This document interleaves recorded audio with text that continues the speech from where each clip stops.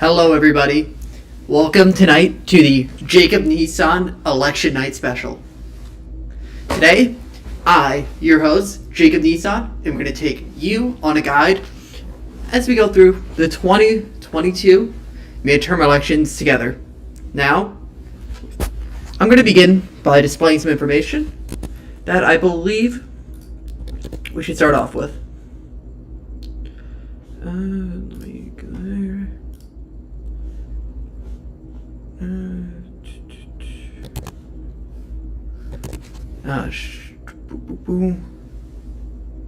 Okay, 1 second. This, I don't know why it's not displaying properly. No.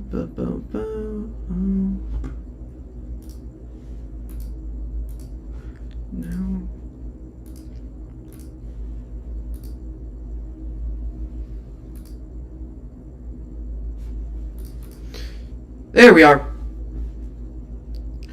Okay. So, I'm going to begin today by going over the election map of how I believe the election night will be going tonight. So first, on the West Coast, Washington, Oregon, California, going to go for this is a Senate map that I'm currently going over. Now, Washington, Oregon, California. I personally believe those are going Democrat. Not very controversial. Now, this is the first very close race.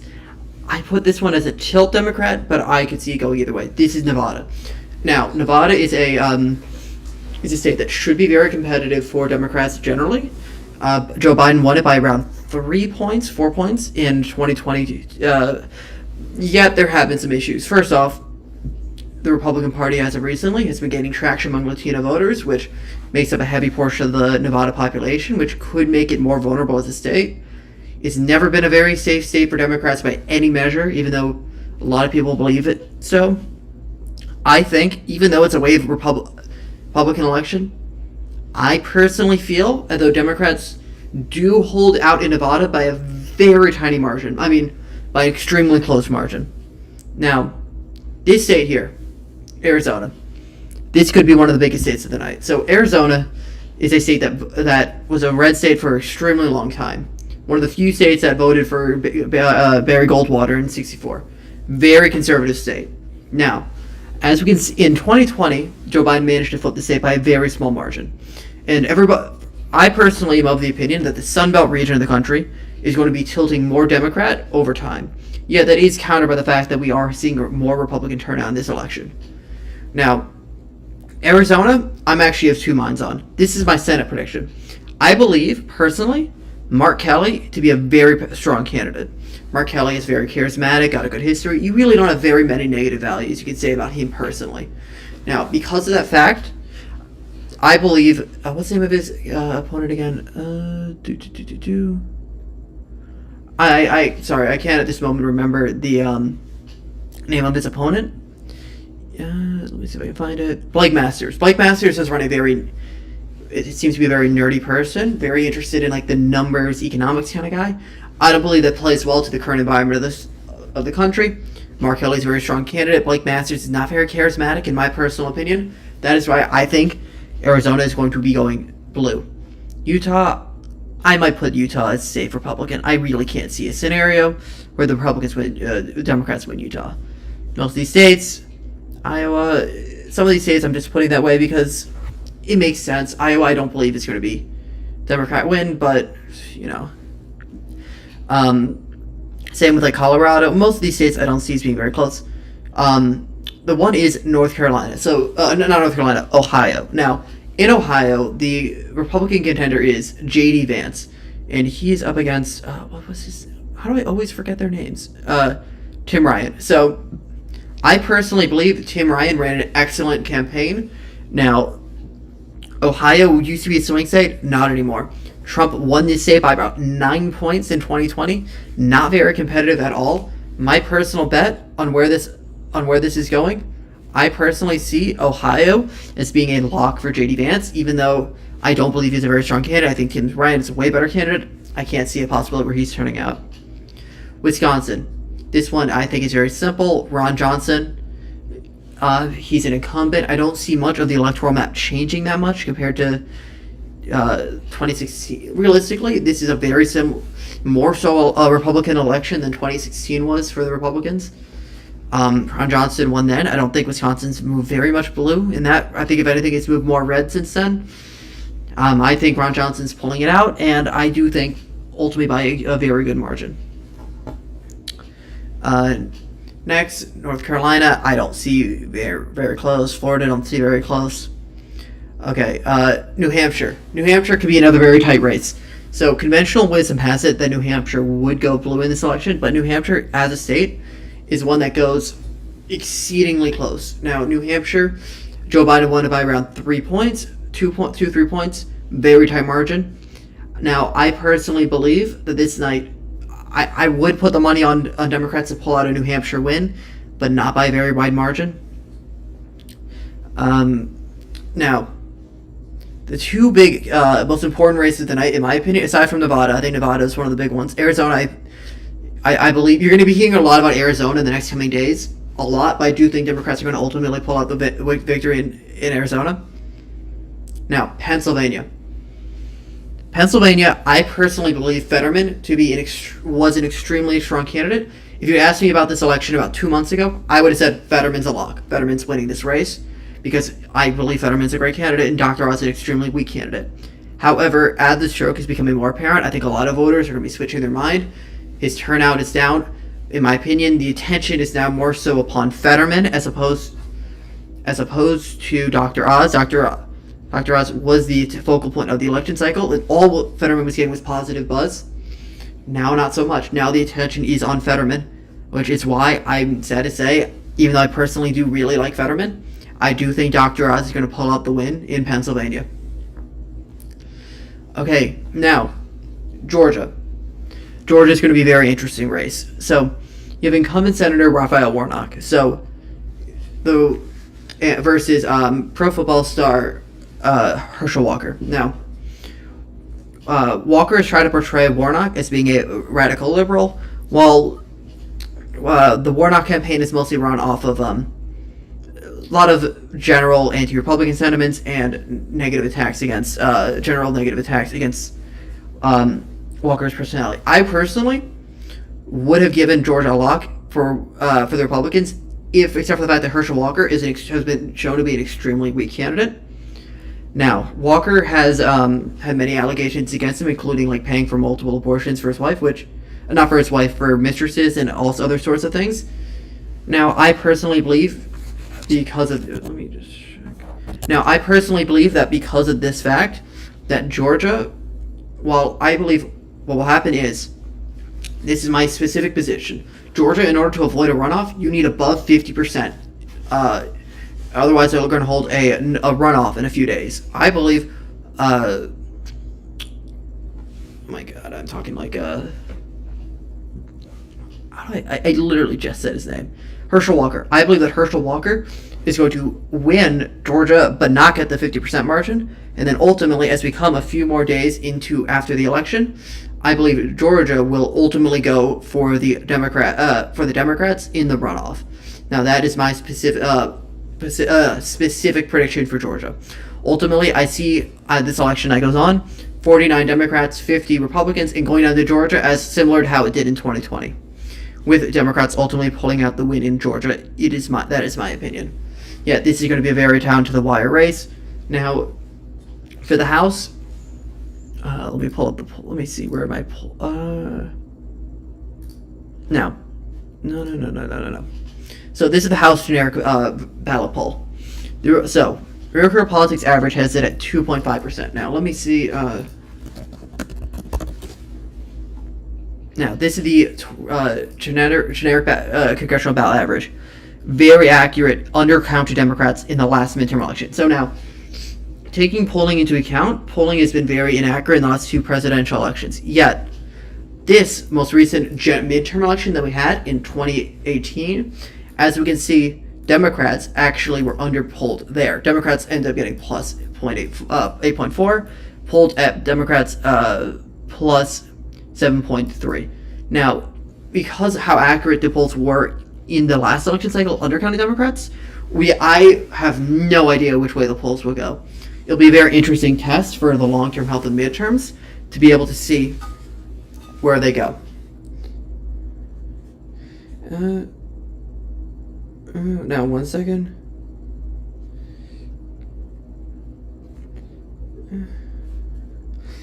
Now, I'm organizing something very quickly.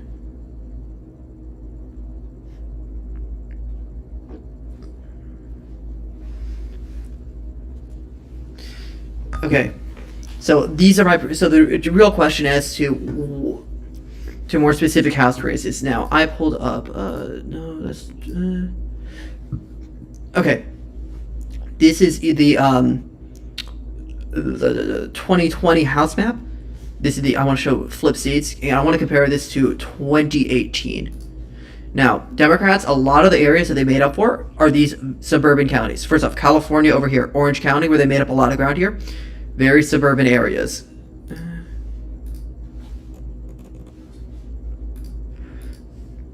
Very suburban California district here. These were all in very suburban type districts, except for almost all of these were suburban areas. Democrats managed to win the suburbs by a huge margin, 2018. Now, as we can see, a lot of these areas that they won specifically in 2018 were what ultimately flipped back to the Republicans. This California area over here is very interesting here. The Republicans managed to take back most of what they gained here, which is actually a good amount of seats. The real question is to how powerful the Democrats' hold is here, in specifically the suburbs, because I personally believe the rural areas are going to be getting more and more red. The Democrat areas are going to be getting more and more blue. And I think these suburbs are going to be the real test for how the nights are going to go for the future. Yeah. And let's start taking up some specific seats. I'm going to be checking the New York Times meter throughout the night. Let's see. Early results. Okay. Arizona's giving their even. Pennsylvania. So their estimates is a 0.2 victory in Pennsylvania, as I kind of predicted. Nevada, too close to call. I think Democrats are going to squeak that out. That really is my prediction, but it could go either way. Pennsylvania, Georgia. Okay, that is very interesting. Democrats have Republicans getting R plus 1.4, but the real question is, I'm not sure, specifically based off of this, whether or not that is going to be a wide enough margin for Democrats. Okay, if that's going to be enough margin to avoid the runoff. Now, New Hampshire winning by +4. That is very interesting. Extremely early to tell. 13%. That is not anything. Don't take that very seriously. 1 second.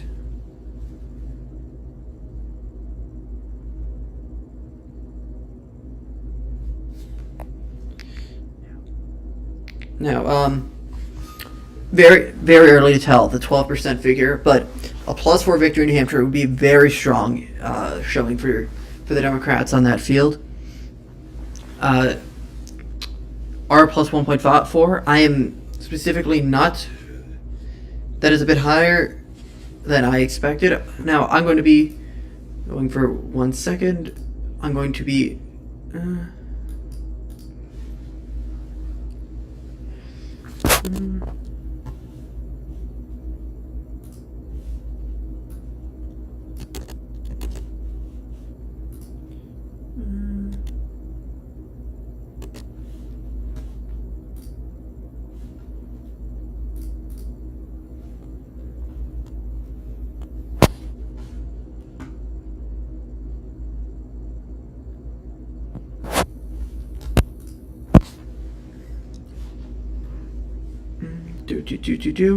I'm currently getting a call-in guest to help us understand these elections. This is going to be a very interesting night. Now, I'm going to be. Let's go over the.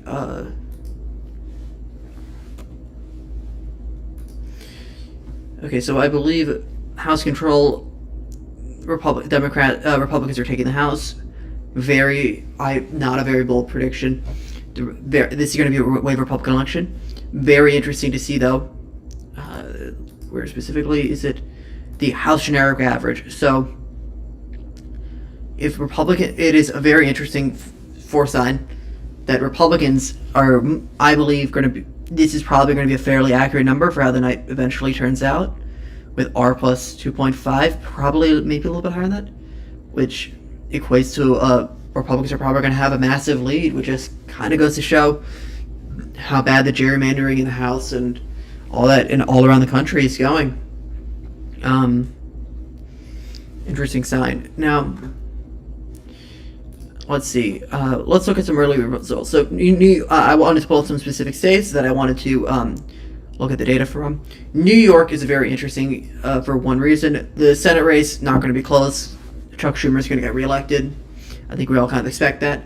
But for governor's race, now Kathy Hochul, she is the governor who succeeded Andrew Cuomo after his vaccination last year. Very high profile. She's been not very popular from what I've seen. New York is a state like many other blue states that a Republican in this state is not equivalent to a Republican in this state. For example, Larry Hogan in Maryland, he is not equivalent to a Ron DeSantis in a different way. Now, Lee Zeldin himself has positioned himself very much in the moderate camp of Republicans, not a very Trumpy candidate. That gives him a shot because a red governor there, while I don't believe will be making a massive difference in terms of the country, I think it's just an interesting sign to show that a Republican can still win in a blue state by adopting moderate positions. I think that's I don't believe it's going to have a very impactful difference because Kathy Hochul is a very moderate Democrat versus a very moderate Republican. I think that is a very interesting sign. Pennsylvania, let's look at some very early results. Okay, 5% in. All coming from the Pittsburgh area and Philadelphia. Yeah, that's not very interesting. Now, I am going to bring up a map of the 2020 results. And let's compare these. So, as we can see, any surprises coming in yet? No. North of Harrisburg. Yeah, nothing yet. So, north of Harrisburg, Trump got about R plus 40 from what I'm seeing. Now, currently, R plus 78, that's 10% in. That is a very high number. So, if that general trend holds with that number, which could go either way, that is not looking good for Fetterman. If there's that much of a swing, but it's so early to tell. 27% of the that's not a very good number to see. Okay, so let's look. Allegheny County, where Pittsburgh is, that's a very Democrat area. Let's look. What did he get? Joe Biden got around I'm going to guess around 70% of the vote last time around. In this area, 70-80%. If Fetterman also holds that lead, that could be very good. 84%, that could actually counteract that. That could be very good for the very good. And now,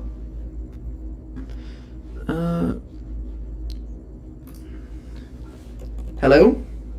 Hello. Hi there. Let me get you situated on the call-in window. Hello, and welcome to the Jacob Nissan Election Night Special.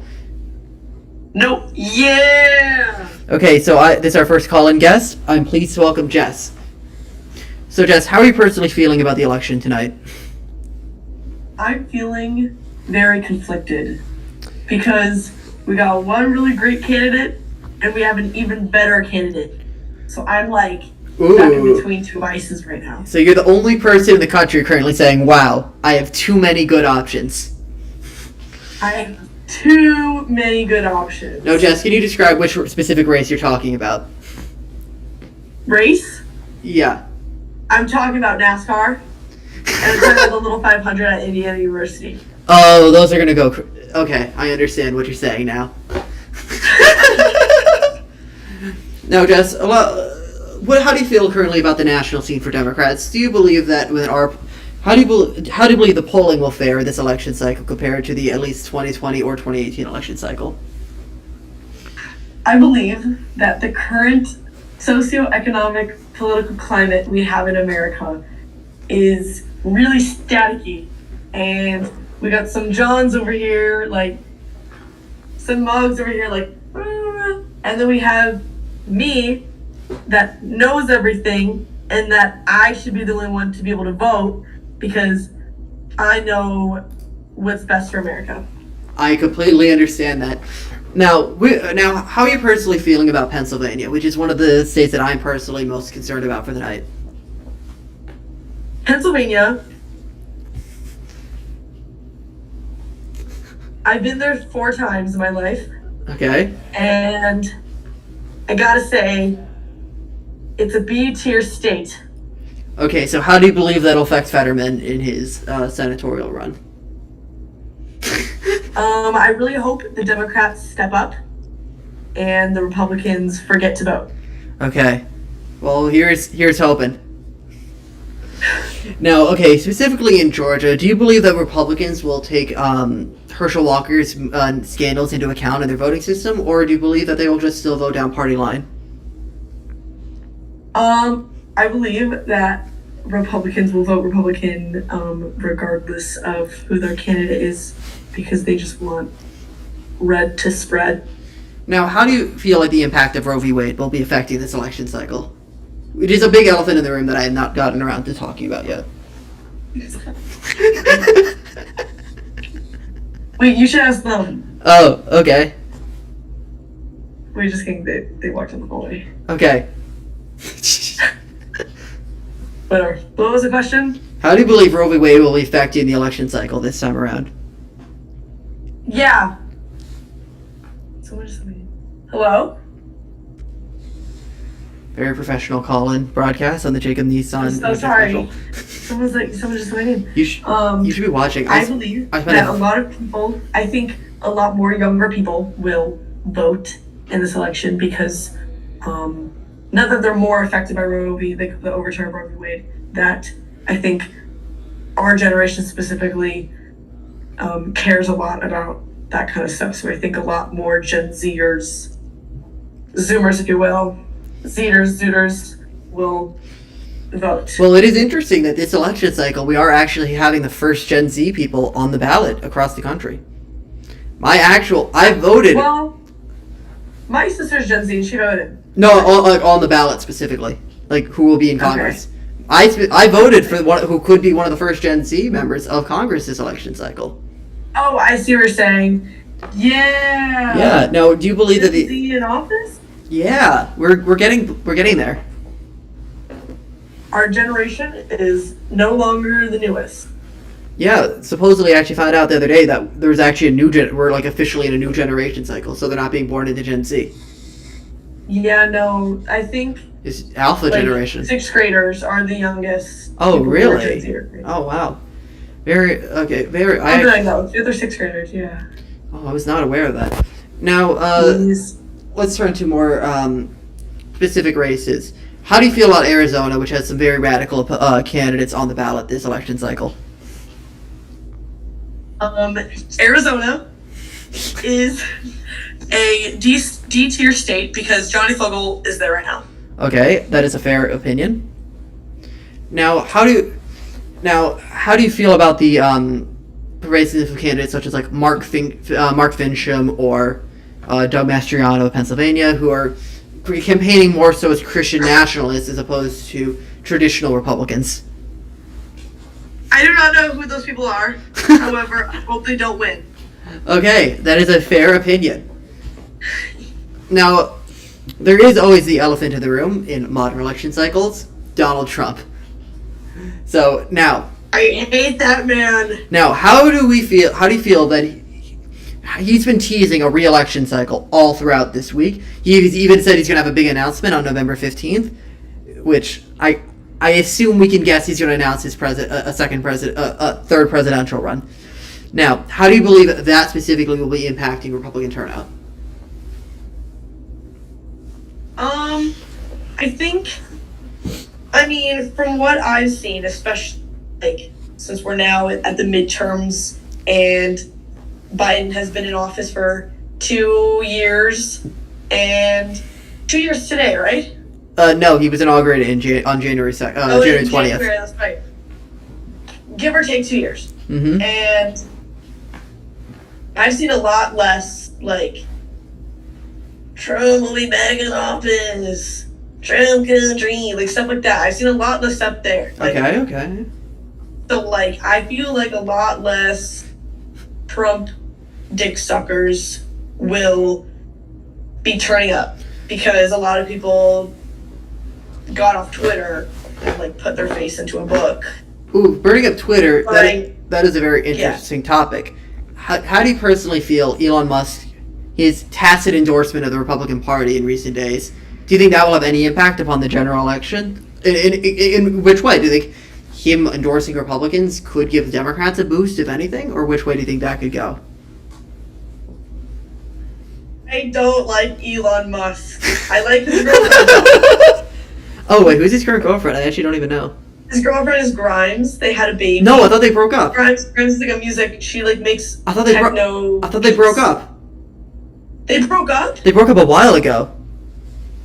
But they had the robot baby. Uh... Who has custody? Definitely not Grimes.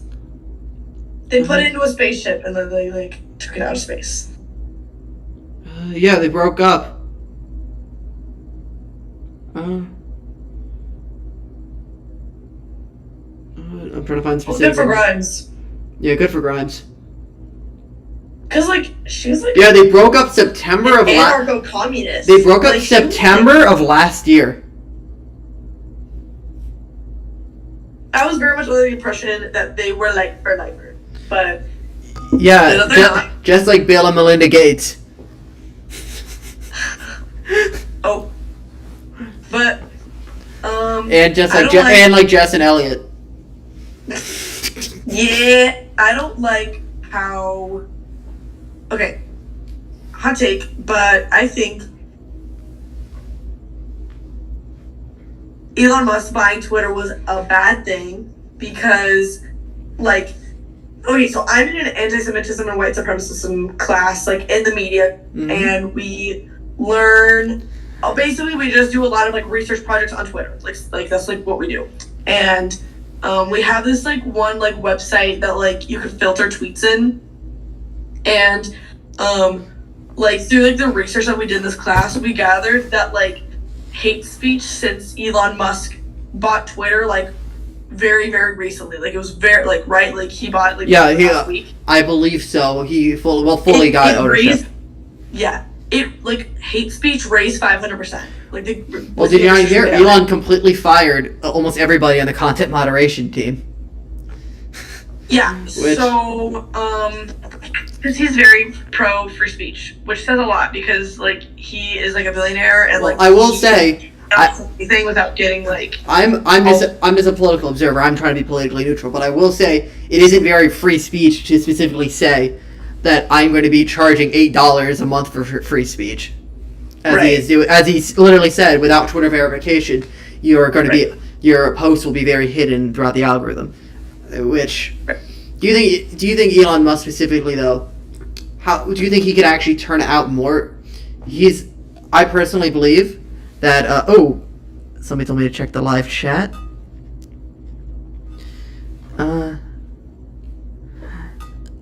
Okay. One of our friends, Sevi, is saying that he is agreeing with you in the chat. Sevi! Okay, now... There's a Sevi sandwich. Do you believe that increased turnout among Democrats could be possible because specifically Elon Musk is an annoying fucking twat? Well, I mean, like, Gen Z also hates Elon Musk. Like, the Gen Z that likes Elon Musk will be, like, the basement rats who choose not to go to college because they believe that college is like a communist concept, and they believe that state-funded colleges. To be fair, and have to balance this out, Elon Musk is the closest thing that we have to the real-life Iron Man. But a lot of basement crawler Gen Zers who worship Elon Musk they don't also believe in voting because they believe that their votes don't count. So, I believe that the Gen Z that does dislike Elon Musk will be like, screw this man, and vote Democrat in favor of all of the things he's against, if that makes sense. Well, here specifically, let's get back to some more specific races around the country. How do you personally feel about Pennsylvania tonight? I'll be honest, I'm not watching the race right now. However, because I've been working on like some some speech assignments. Let me do a very quick live update of Pennsylvania, because more percent of the vote is not very much more percent of the vote is in. Fetterman is 5% in, but Fetterman's at 82%. How do I feel about Pennsylvania? Pennsylvania. Made for politics, bad for politics. Actually, like, why is their politics so messy? How do you specifically? What are your thoughts on Doug Mastriano for governor? Then, considering your statements you've said so far. I don't know who that man is. I'll be honest. So Doug Mastriano is currently running. In Illinois. Doug Mastriano is currently running on a position of Christian nationalism, abortion, anti-abortion, with a not even an exception for mother's life endangerment. And that man sounds like a deep virgin loser. And he I would never vote for someone like him. And he attended January 6th. And he's he's the Republican candidate for governor. I thought those guys got like arrested. I believe he was there, but like he didn't actually enter the Capitol. Well, how do you believe? Now let's talk about some recent news. How do you believe the attack on Paul Pelosi will be affecting the races across the country? I mean, like, people care about that. So, obviously it'll affect it. Okay, that's good stuff. Good stuff. Do you believe that the prevalence of conspiracy theories surrounding Paul Pelosi that will have a major impact upon it, including like especially the gay lover conspiracy theory? Yeah, because again, those like basement crawler people who haven't read a single book in their life and only use Twitter and QAnon and like Reddit and like scary websites like that. They don't know anything but conspiracies, and they are losers. Okay, that is. And so they will probably win this. That's not a big majority of America, but that's like a good. You believe that the voting bloc and those people could also very heavily turn out more so than the general public, which is a very interesting concept. Now let's get back to a very interesting topic. It's something that I'm personally concerned about. This the American suburbs. Now, the suburbs have been the swing area in America for a very long time. Democrats won a very heavily majority in the suburbs in 2018, yet only managed to achieve a small victory in the suburbs in 2020, which was the margin of victory for Joe Biden. How do you think the Democrats are going to fare in the suburbs, specifically in this election cycle? Sorry, Elliot just called me. I told him to join the Discord. Oh, okay. Does Elliot want? Oh, Sevi, I can see you in the chat. I'm reading the chat. I'm trying to. Sevi, get all the business. Okay, so is Elliot planning on joining the commentary? Yes. Oh, okay. Let's get Elliot in. I'll move out. Yeah, get him. Okay. Yeah. Oh, what? Hello, Elliot. Welcome to the Jacob Nissan Election Night Special. So we're going to I'm getting interviewed on the race and random and a lot of talk about Pennsylvania and for the live audience, Sevi, who is like I think Sevi is like genuinely like actually interested in my commentary based off of his chat. I will go back to actual commentaries shortly. No worries. Okay. Now, Elliot, I have a question for you. How do you feel like the night is going to progress in Nevada specifically? How do I feel like the night is going to progress in Nevada? So Nevada, how do you feel like the Senate election in Nevada is going to be going? Real sandy. I'm telling you, there's a lot of sand in Nevada. It's going to be hot. Okay. Well, how do you feel the vote? And let's go to Arizona, a state that I know, Elliot, is very deep and important to you.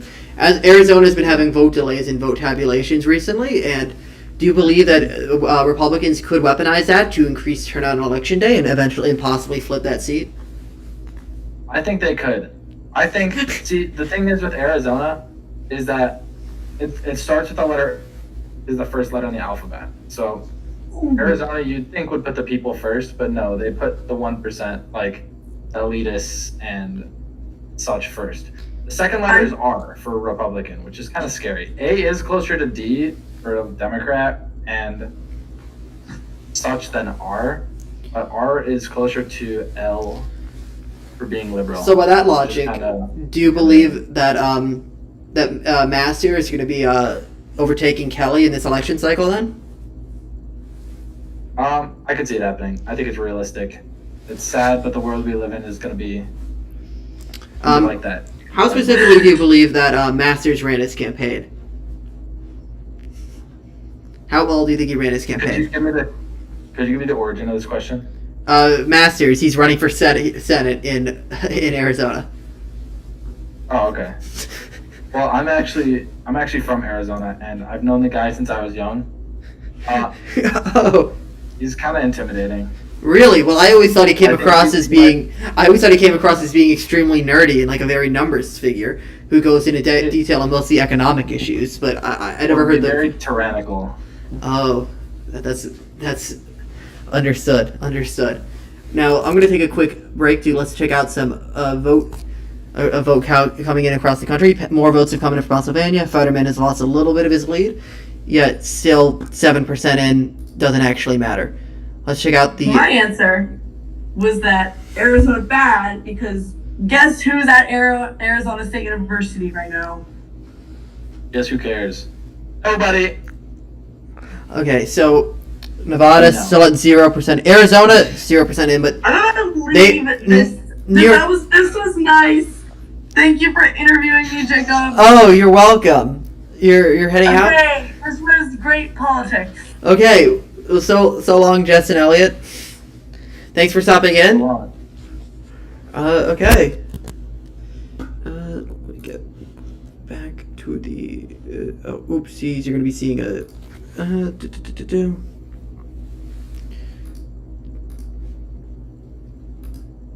Or wait.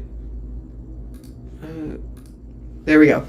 And everybody, we are actually back to regular commentary as normal. So, as we can see, Republicans still 77% chance of winning the House. They're going to win the House. Let's check out. These are the I have up here saved the interesting state races that I personally care about for the night. Nothing to report in New York. Pennsylvania, live vote coming in. Pennsylvania is going to be a very long night.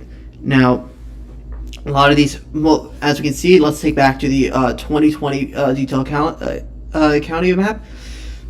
It's going to be we have a few Democrat areas, including Philadelphia is a huge one.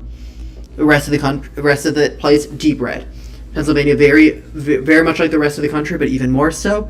Red all around, few pockets of blue. As we can see, that trend is continuing. Let's see, 14% in the South around these counties. I'm going to go check that out. I'm very curious. That is actually an increase for Republicans, for Democrats, which is a very, very good sign for Fetterman so far. Fetterman, from what I can tell, appears to be doing a little bit better than Biden, although as we can see in a lot of these R counties, 3% in, 2% in, that's extremely early. But the numbers there, Dr. Oz is actually outperforming Trump in those areas. Could be a consolidation of just more Democrats into cities, more Republicans into rural areas. We'll see as we go along. Florida. Florida is a state that I'm personally interested in. It's mine.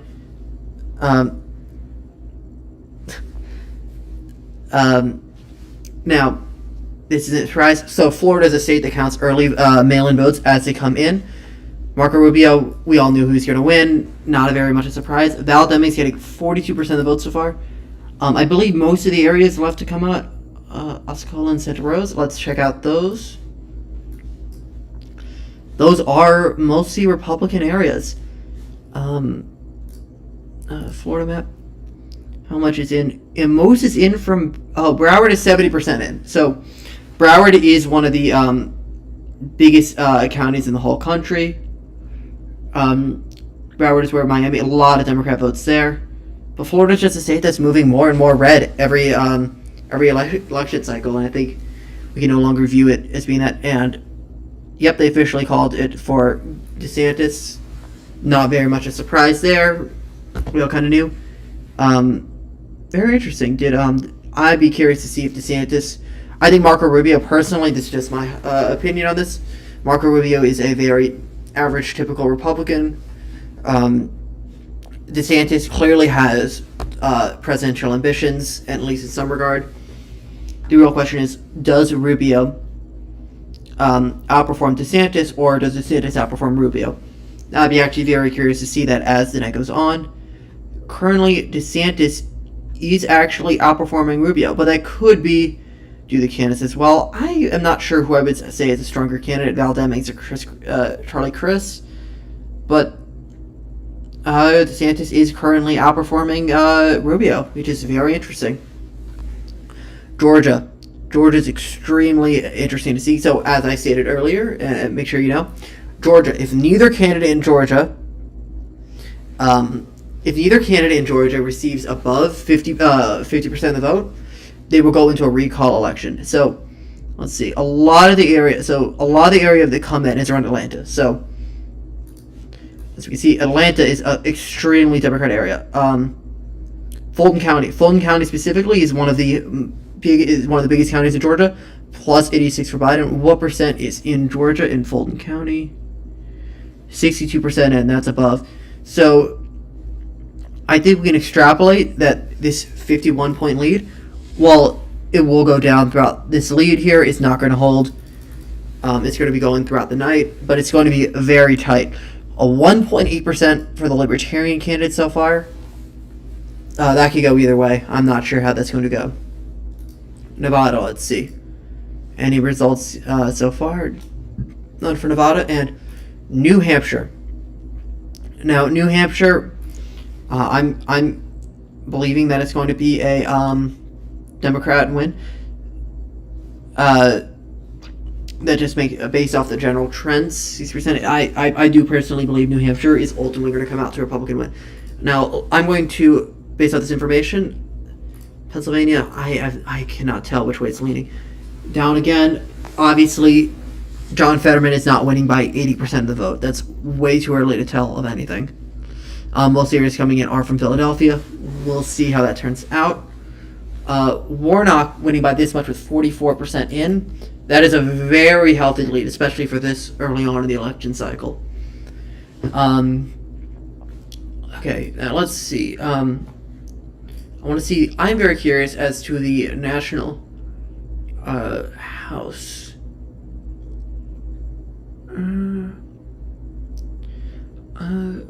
I believe Republicans are going to keep the House. I don't think that's very controversial for this regard. Polls close at 8. Okay, let's see. So New York Times still has Democrats at extremely tight favor to win the Senate. I don't think they're factoring in Georgia into account there. I think Republicans are a slight lead for the Senate, but this could really go either way. Georgia, if Democrats manage to pull out a win in Georgia for the night, that's the Senate majority. Democrats keep the Senate. That could be very big, as we do have some important. While I don't believe many policy changes will happen, I'll just be blunt. Clarence Thomas, he is very much in an older age at this point. Something like that. Supreme Court justice is a very important topic. Republicans currently have they have 3 Trump-appointed justices plus Alito and Roberts. They're not going anywhere. And then we have Thomas. Thomas is the only one that's going, but Thomas is getting elderly. Democrat control of the Senate could actually be possible. And yeah. So Georgia, I don't know which way it's turning so far. Let's see. Where's the needle? So yeah, Brian Kemp. Okay, Brian Kemp is winning this election. I don't I don't believe that Stacey Abrams can pull it out. I actually personally think Brian Kemp is going to win by a wider margin than 52 to 47. Probably a little bit more than that, which makes me a little bit less bullish. But the fact that he's already leading at the same time that Warnock's at 50% of the vote, while Kemp is there, that leaves me a lot more bullish on if Warnock. Here's my prediction as well. If Republicans have a good night, a lot of the turnout momentum is going to go down a little bit. That is why, if Warnock manages to actually achieve a majority in the vote this time around, here, let me actually zoom in a little bit for you guys. If Warnock manages to achieve a win this time around, that could be a very good sign for a potential runoff, which, as I said, let's see, votes left. 62%. Oh, DeKalb, that's very low, and that's going to be heavy Warnock territory. Oh, so that's the bigger the number, bigger out, the higher percent is in. So yeah, most of the areas left are still Republican areas. That could be a bit threatening. Okay. There we are. Okay, that's Georgia. Nevada, nothing yet. Nevada polls closed later, obviously out west. Now, New Hampshire. New Hampshire, we'll see. Too early. It's moving a little bit more likely to Democrat. I'm not sure which race that is in. Let me see specifically. Okay, they have Kelly winning by 1.8. That is a very healthy lead. Oz winning by 1.4. And they have Georgia Walker winning in Georgia. They ultimately... I can see that happening. That's going to be very tight. I'm curious if this election boils down to Nevada. This is I'll not update my prediction. If Georgia and Pennsylvania go that way, that is Republican control of the Senate based off what the trends are showing. Pennsylvania, yeah, Pennsylvania is very early. We cannot tell where that one's going yet. Florida, I think we can Florida they've already called. Florida's done for the night, yeah. Florida it's going to be a landslide near landslide for Ron DeSantis here, it appears to be. Georgia, Stacey Abrams, this is going to go into probably, I think my prediction is going to ultimately turn out to be true. I think Walker is going to get a majority, yet it's going to still go to a runoff election. Let's see. Let's check out 538. What are they saying about the election? Let's live commentary. Fetterman leads odds, but that's a function of only 8%. Okay.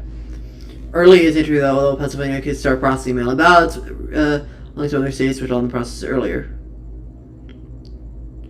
Because of that, there's an expectation that Republicans would lead early in Pennsylvania, and the Democrats would cut the margins as counties report ballots. Okay, this could still happen, but there may be a roller coaster of surges in each party as they versus the ballots. With early. Okay, so Pennsylvania's going to go all over the place. I completely understand that. Oh, Maxwell Frost. That's my candidate. He's my boy. I actually really like Maxwell Frost. Nothing's been called yet. Sarah Huckabee Sanders has won re-election. Okay, I'm just curious. New York Times. I want to see a map of the governor races.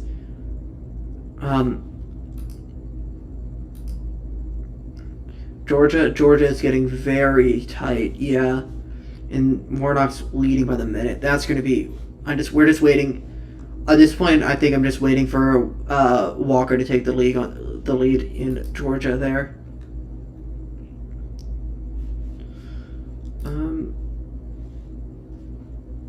Let's see. Map of governor's races across the country. Any surprises yet? No. Republicans winning. None of these are surprising by any measure. Let's see. Maybe that's not governor's races? Oh, this is Senate races. Still no surprises there. You got House. I can't really speak on specific House races. Anything called yet? That's up for... Yeah, I can't tell you if these are surprising at all, but to me, that looks pretty typical. Now, governor's races across the country. One I'm interested in, three specifically that I'm interested in. Pennsylvania. Now, Doug Mastriano specifically is has run as extreme right candidate. He's run as more as a Christian nationalist, anti-abortion person, up against Josh Shapiro, who's run very much a moderate campaign, centering mostly upon Mastriano. I would say arguably very similar to a national attitude for 2020 for Democrats. Now, Josh Shapiro actually, interesting enough, did fund the Mastriano campaign, which will be very interesting to see how that turns out over time, and whether or not that call will ultimately be successful for Democrats. Hobbs and Lake in Arizona, another extremely important governor's race that is up for election tonight. Lake has run as a very much as an election denier, 2020 stolen kind of person. Very interested to see where that could go this election cycle. I'd be curious. I don't think I've had Arizona up yet as a specific race. Where would I find that on the New York Times? I don't really care for how the needle works. Arizona. Yeah, why do they believe that Mark Kelly is currently up? 0% in. Okay, it's based off nothing. That number doesn't actually matter.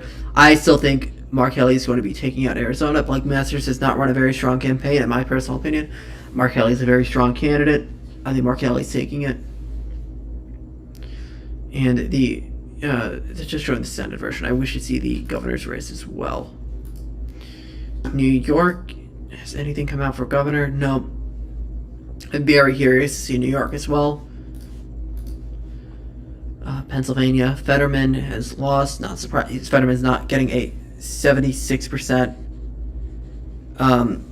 win.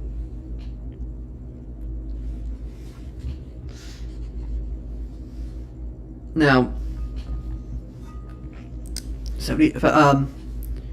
not very much a surprise. Dr. Oz specifically, I don't think he's a strong candidate. Fetterman, I'm really sad to say this. I don't think Fetterman's pulling this off. Although, I personally, if you would ask me this 2 months ago, I would have said Fetterman's a lock. Here, I'm going to take a quick water break.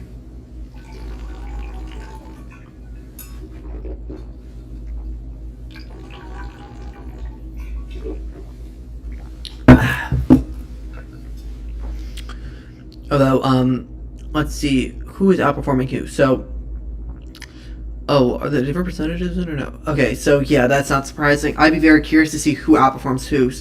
To see, so remember Dr. Oz, he's been running more so as a moderate candidate in this election cycle. He's had himself loosely he's kind of played a very middle of the ground role, similar to what's the Virginia governor's name? Some of the Virginia governor, Glenn Youngkin. So Glenn Youngkin ran a very moderate campaign that was also very good at playing both sides of the political aisle. I think Dr. Oz has kind of managed to achieve that as well. Mastriano is not at all. I'd be very curious to see the vote difference between these two races, to see what's the deciding factor. Fetterman, you can't really call it. I think Fetterman is an extremely different candidate to Shapiro, and Dr. Oz is an extremely different candidate to Mastriano. Could go either way. Very stressful night. Let's see how it takes us. And Warnock's lead he's only up by 1 at this point. That is not a good sign at this point with most of the votes coming in from these Atlanta counties. Not a very good sign for Warnock so far, I'm telling you. Herschel Walker might be able to actually achieve a majority, but that 1.7% could be enough. We don't know. Camp is winning this thing. Let's see, 40. I'm surprised though, considering that I thought, okay, maybe Kemp's going to win this thing in a complete lens. I'm not surprised by any measure that Kemp is winning this. Stacey Abrams almost managed to win in 2018, but she did not, which, wave Democrat election going to a wave Republican election. That could be an extreme vote difference. Stacey Abrams specifically, she appeared to be very much a hopeful for the president. Last election cycle, people were even talking about a possible presidential run. Doesn't appear to be happening at this point, really. And there we are. Brian Kemp's up more. I think that's just kind of the vote that we're just coming in. Going to be very close in this state for sure. Keep an eye on Georgia. Nevada, we don't have anything yet. It's too early. Now, New Hampshire, still 16% in. I still think, I don't know, actually, I've not been paying attention. I'm not sure how Maggie Hassan and Don Bullock have been running their campaigns. Governor Chris Sununu, I know he's a very moderate Republican candidate in New Hampshire. A lot of states, blue states, have these kind of people. Not a surprise that he's won, realistically. Let's see, are there any updates on this commentary? Okay. Now, some exit polls. 51% of voters felt Congress should pass federal law to codify Roe v. Wade to ensure women's right to choose. Well, 37% should be defer to states to set their own abortion laws. Okay. It's very interesting. A very interesting question for the night that I have not been talking about enough, but something that is going to be impacting the electorate a lot tonight is, of course, Roe v. Wade. So Roe v. Wade, of course, overturned abortion, federal abortion rights in the United States, overturned it back in July. It really did feel like Democrats had huge momentum after that, but we'll see after tonight whether or not Roe v. Wade was enough to put Democrats on the map. Let's see. I want to find the Real Clear Politics generic. Let's see if I can find the map of this. Roe v. Wade was in July, about here. As you can see, at this point, Republicans were up +2 in the national generic ballot average. That, when Roe v. Wade occurred, dropped it to a near even split. If it was a near even split, I would say Democrats had a lock in the election. It was just happening it was a very close race for a while. September, I'm not sure what happened there, but both are up. Democrats are down to a 5.7 now. Let's just look back to earlier this year. Republicans still had a massive advantage early 2020. This was a very low point. Stock market was down significantly. Economy was not doing very good.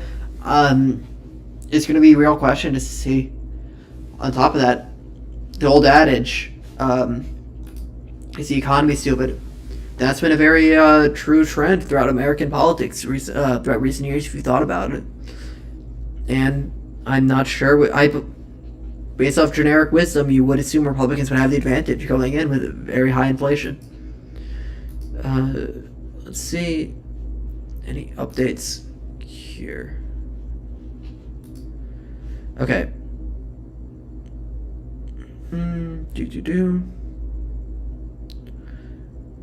Nope, nothing here. They've only called one race. That doesn't actually. It's way too early for anything else. New posts. Okay. Okay. Many competitive House seats are in suburban districts. We're updating districts. Okay. These are percent in. That's extreme. A lot of these are very extreme. Very early. I'm not sure how to read that. Arkansas senator. That's not surprising. Okay. Every election you get bombarded with data points from exit polls dissecting what true voters said mattered, what share of the vote from certain demographics, show how these groups voted. Now, exit polls are useful in that they attempt to reach people who actually voted, so the results can be valuable when it comes to understanding trends. I caution you to take. Okay. Exit poll data is best used after the election is over. That's because exit poll data is rewritten after results come in to match vote percentages from location, sampled, yada yada yada. Basic exit poll figures. Okay, poll. Okay. Okay, okay. Kelly set out because,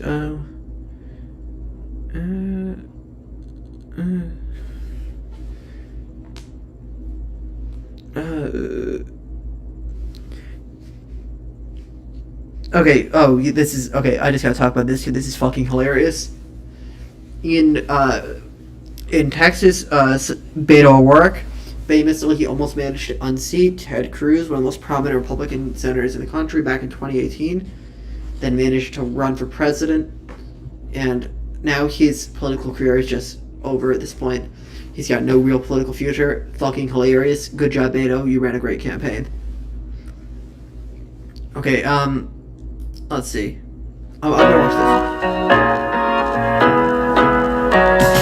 Hello from 538's newsroom. We suggested that Florida might have early results this evening because they are... Give me 1 second.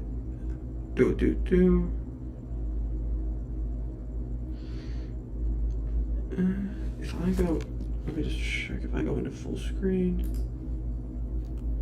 Without showing. pretty good at tabulating those votes quickly, and we were right. They have tabulated their votes quickly, and ABC has already projected that Ron DeSantis, the incumbent governor of Florida, will win re-election, along with incumbent Senator Marco Rubio, who will also win re-election. That's not all that surprising, but let's take a look at how those projections change our forecast at this point. Oh, if I go in full screen, it goes away. Okay, let's just look up here. I guess I'm just doing it small screen. Sorry, guys. We're going to do so by using our handy dandy interactive. So here we have the Florida race. It was already labeled a solid Republican seat in our forecast, at least in the Senate. So we give that to Rubio, and Republicans' chances of winning the Senate go from 59% up to 61%. So folks may be thinking, okay, that's not news. It was already expected, and the forecast didn't really change. Fair. But what we're looking at this point is what the actual margins look like in some of the precincts and counties where all of the tabulations have been made so far. And honestly, the picture looks quite bad for Democrats. So even amongst early vote and mail vote. Why the... Okay, I don't know why it's not showing up on screen. I've been watching this. Oh, I'm on the... What? That should be showing up. I'm not sure why. If I go back here, does it show up? No, it's very interesting. I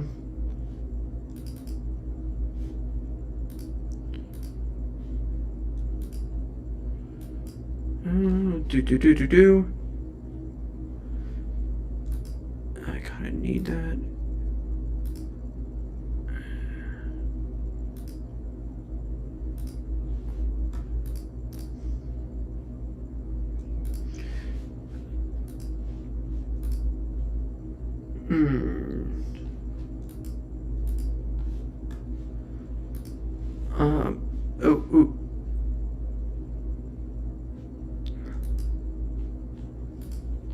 Now I'm trying to figure. I'm sorry, folks. Technical difficulties. I'm trying to figure out why this thing isn't working.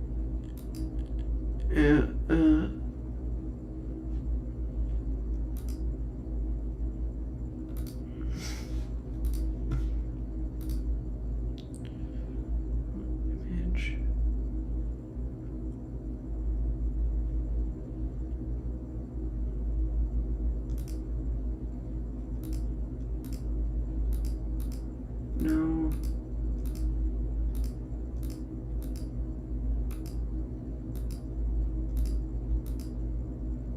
Oh, whoa, my bad.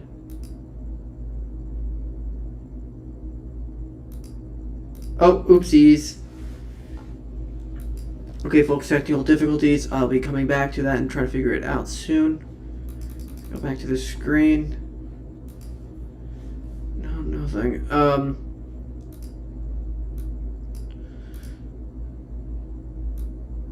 Okay, 1 second, out of studio mode.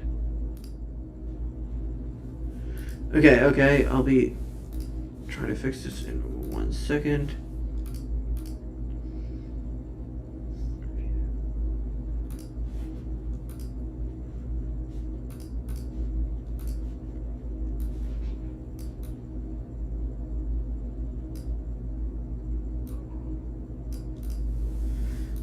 Okay. Okay, folks. This is the best we're gonna have to do for a little bit. I apologize. We're having some technical difficulties on behalf of the set. Now, I believe I'm going to give it a second. Let's start playing the video and see where in Miami-Dade County, which was historically a pretty Democratic part of the state, Republicans were already leading there. So going into tonight, the polling averages were Ron DeSantis leading Charlie Crist by 12 points, Marco Rubio leading Val Demings by 9 points. That's the average.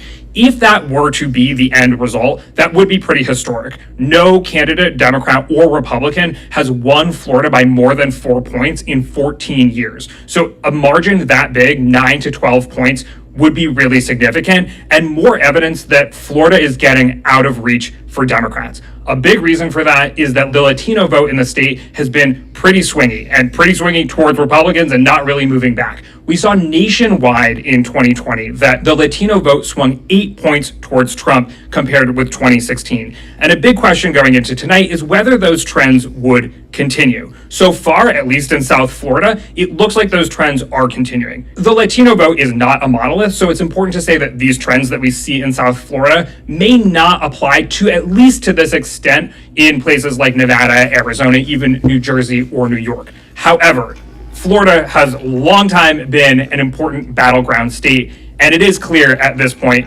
that because of significant gains that the Republican Party has made with Latino voters there, it is certainly out of reach tonight, and it may be getting harder going forward. So that is what we have so far from Florida. We're going to keep tracking the states and districts as we get more results, so hang tight. We will have more for you soon. Okay, everybody, that's a pretty interesting commentary, I believe. Now let us go back to the New York Times estimate needle. I don't know why anything's not loading. I do believe that there are currently races in... Okay. The New York Times has currently shut down the needle across the country. Let's check out Arizona. Still no results. New York. Okay, New York is starting to get votes in. 8% all coming in from New York City. Not surprising. They've already called it for Chuck Schumer. Not surprising. It's up to 11%. Still way too early to call or talk about anything. Very close race out in Pennsylvania. We're not gaining a lot in Georgia so far. Very interesting. I'll be honest, I'm not sure how much left. As you can see, most of the votes that are already in, a very large portion of them, have come from Democrat areas. Oh, no.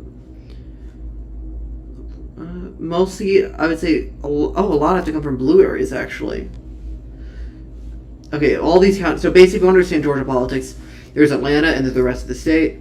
There's a few pockets of blue, but over here not very heavily populated. Atlanta is where the votes are for Democrats. Atlanta is where the voters are in. Very important for Democrats to win in Atlanta. If Atlanta area has not had as much percent of the vote come in so far, that is looking very, very good for Warnock if that is the case, as shown so far. And I'm just showing you, as you can see, Atlanta, heavy Democrat area. And if that's where the votes have to come in for Georgia, looking very, very good for Warnock so far. Nevada, nothing in. And nothing for New Hampshire. Let's see, they're turning that back on a little bit later. Now let's, you know what, give me one moment. I do not like how this looks. Sorry, you're going to be seeing my stream overlay tonight. There we are. There. Now you can see a little bit more of the screen. Okay. Let's check out some commentary about the night live analysis so far. Okay. Forecasts. Arizona, they're thinking they're pretty bullish on Kelly tonight, but that still could change.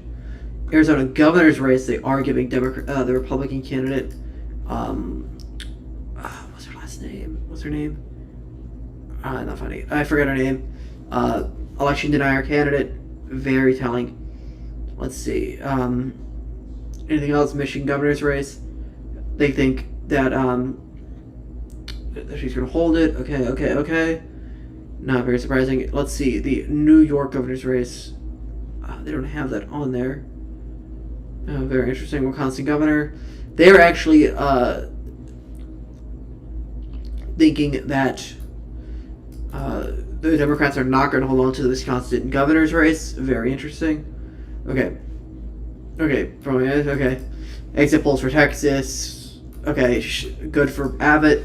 Not very much surprise. We're all expecting an Abbott win here tonight. Let's be realistic. Voters trust Abbott. Yeah, Beto is just not. It's not been very consistent or good. College-educated voters are narrowly going for Abbott. That is very interesting and very bad for Democrats if that is true across the country. I don't think that is, though.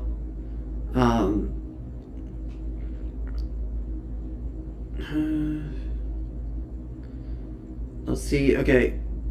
Kemp is pulled ahead of Abrams. Okay. See Kemp beating his benchmark. Okay. That Kemp would win. Okay, we all expected this. Kemp. I don't think anyone was really realistically thinking that Kemp would not be winning this thing tonight, or Abrams would be winning. I'd be very curious to see how Stacey Abrams responds, considering that she still has not conceded her 2018 governorship run. But we'll see. Senate race. Okay. They can level benchmarks. Okay. Warnock is beating his benchmarks like Fulton and Gwen, but if you click, okay, Walker is outperforming his benchmark. Okay, very close, possibly runoff. I'm still predicting that it's going to go to a runoff with 1.7% still going for Libertarian. That can be close. Almost half of voters this day say that abortion was the most important issue for driving their vote, way above national. Okay, especially with underscore because Michigan voters are deciding whether to try.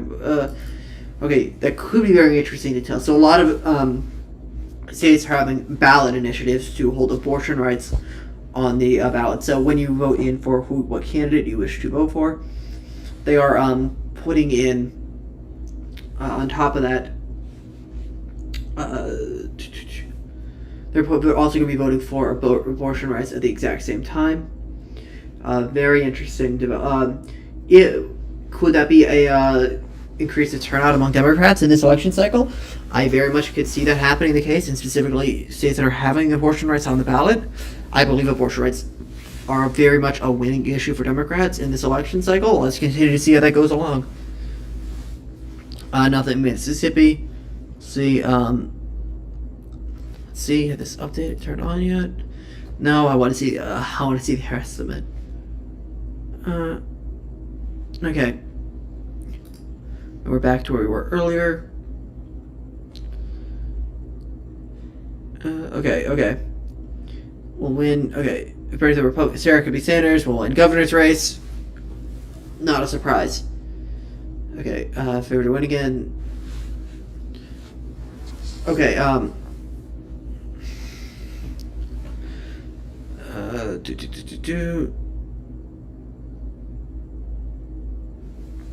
Nothing. Okay. Nothing very interesting out of Minnesota. Okay. Oz being the first. Oh, Dr. Oz is Muslim. I actually was not aware of that.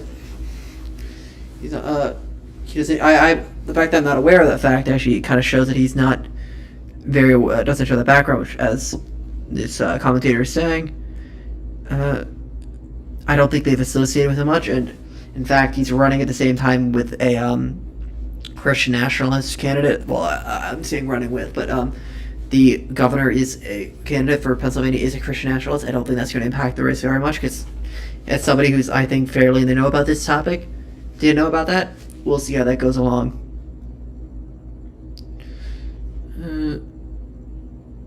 This college-educated voters statistic is very scary for Democrats. So that actually holds where 50% of college-educated voters went for Abbott. If that goes across the country, Democrats, they can't win with that.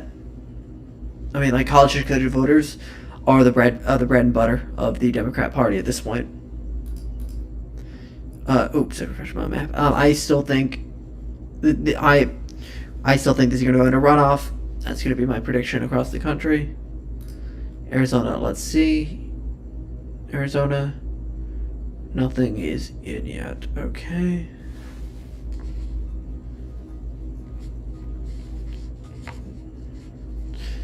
Okay, New York. The only rate, as we always expect. Lee Zeldin versus Kathy Hochul. Bad candidate. I think Lee Zeldin's been run a very good campaign versus Kathy Hochul. Run a very bad campaign. She wasn't elected before. Not a very strong incumbent. I think incumbents who come in without being elected are generally very weak. Let's see. Betterman versus Oz. Still very early. Betterman 4%. Let's see the difference. So as you can see, Josh Shapiro is pulling ahead of Fetterman by quite a large margin, by about 4 points so far. That should be a sign. I don't think Mastriano is winning the governor's race of Pennsylvania. Personally, I think Mastriano is way too far to the right for the average Pennsylvania voter. We'll see how that turns out for the rest of the night.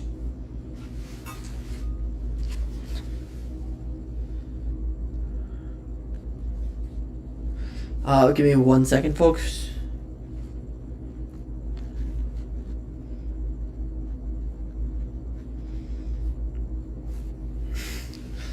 Okay, Georgia, as we can still see, 60% of the vote in. Warnock winning by 51.3. Georgia's going to be very tight. Most of the votes are left in.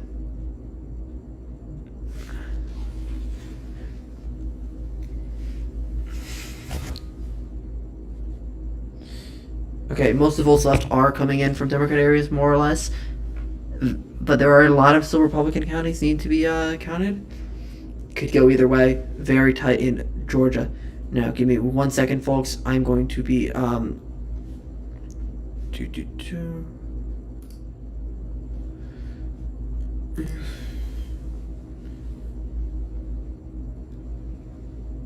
We're going to be inviting another guest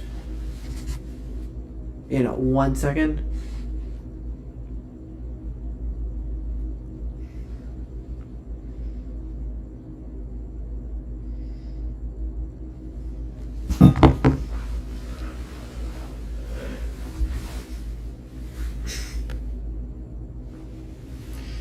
Okay, here we are.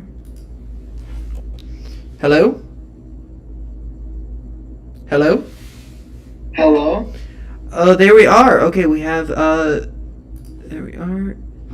We have everybody. Welcome to the Jacob Nissan Election Night Special. This is our on-the-ground reporter, Charlie. Charlie, thank you for joining us tonight. Oh, it's a pleasure to be here, Jacob. I appreciate the time. Okay, well, Charlie, currently, one of the most hotly contested races of the night is, of course, Georgia. Now, how do you personally feel about Georgia, considering the vote percentages that have already come in? Well, the vote percentages is quite interesting to look at, and I've been actually following Georgia for the whole time here, and it's definitely a fun race to watch. I think it's obviously, like you said, it's the closest, and it's really interesting to see this race. So yeah, it's coming down to the wire. Do you think that Walker's controversies will play into the election cycle more so, or do you think that it will ultimately not impact the election cycle very much?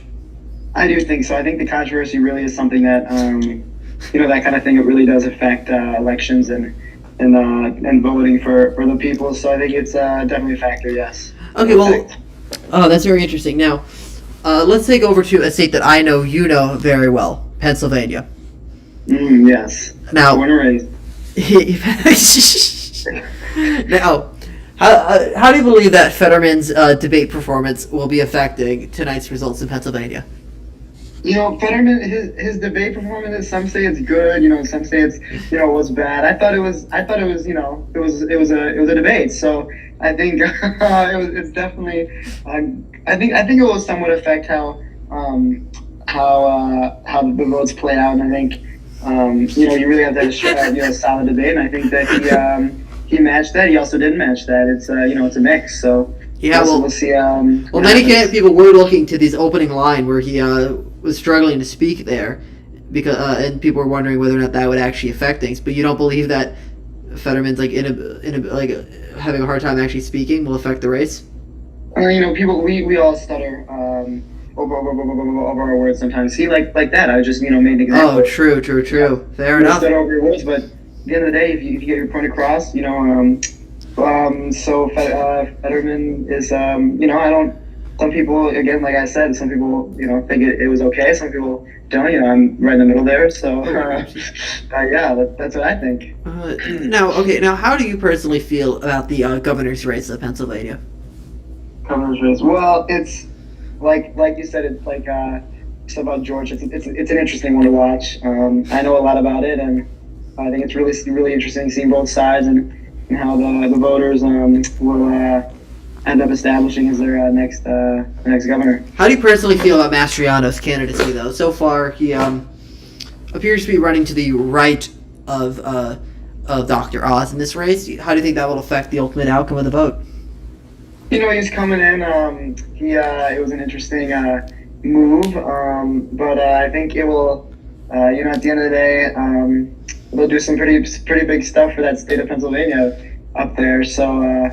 Well, how do you feel like abortion rights will affect the issue of abortion rights will affect the Pennsylvania governor's race, specifically with Mastriano's opinion on abortion? Although I'm very, very knowledgeable on this topic, I will need recap. What's his opinions on abortion again? Oh, he thinks it should be banned in all instances, including including even if the woman's life is in danger. What's this guy's name again? I know this. Doug Mastriano. Mastriano. Yes, I think personally, this is a non-biased. This is a totally middle of the ground show. But at the end of the day, I don't think he should win this election. I think. Charlie, how do you personally feel about his whole Christian nationalism stance? The Christian nationalism. How did I forget about that? When he's running against a candidate called Josh Shapiro, who is of a Semitic background. Oh, Josh Shapiro! Of course, we love Josh Shapiro. I think. Well, some do. I don't. Of course, I'm very knowledgeable in both of those with both of those characters, and I think. Both those views are really interesting and they counteract each other, and at the end of the day, I think it's going to be up to the voters, and someone's going to win this race. So. Well, let's move back over to the Senate side. How do you think Dr. Oz his history as a television personality? How do you think that will affect the race in a positive or a negative direction? Well, I think TV personality does do a pretty good. It's pretty helpful, I think, in some sense, and stand of government policy. You have the comfort in front of an audience, in front of the public. So I think that's one of his advantages. I think. Well, it's not as an advantage, but I think that's something that an asset as a candidate he uses to his assets. Something that uses his skill set. Okay, well let's switch over to Arizona. Now, how do you feel that Blake Masters ran his? Wait, Dr. Oz? Yeah. Like the Dr. Oz? Yeah, the Dr. Oz. He's running for Senate. Wait, is he actually? Yeah. Wow. Yeah. So the Dr. Oz. And it's like one of the most important races of the night. Oh, well, yes, I knew that, of course, because we've been covering all night, but I just needed a recap. I kind of... Yeah, I forgot. That's interesting. Well, how do you feel about the Arizona Senate race? How do you feel specifically about how Blake Masters has ran his campaign?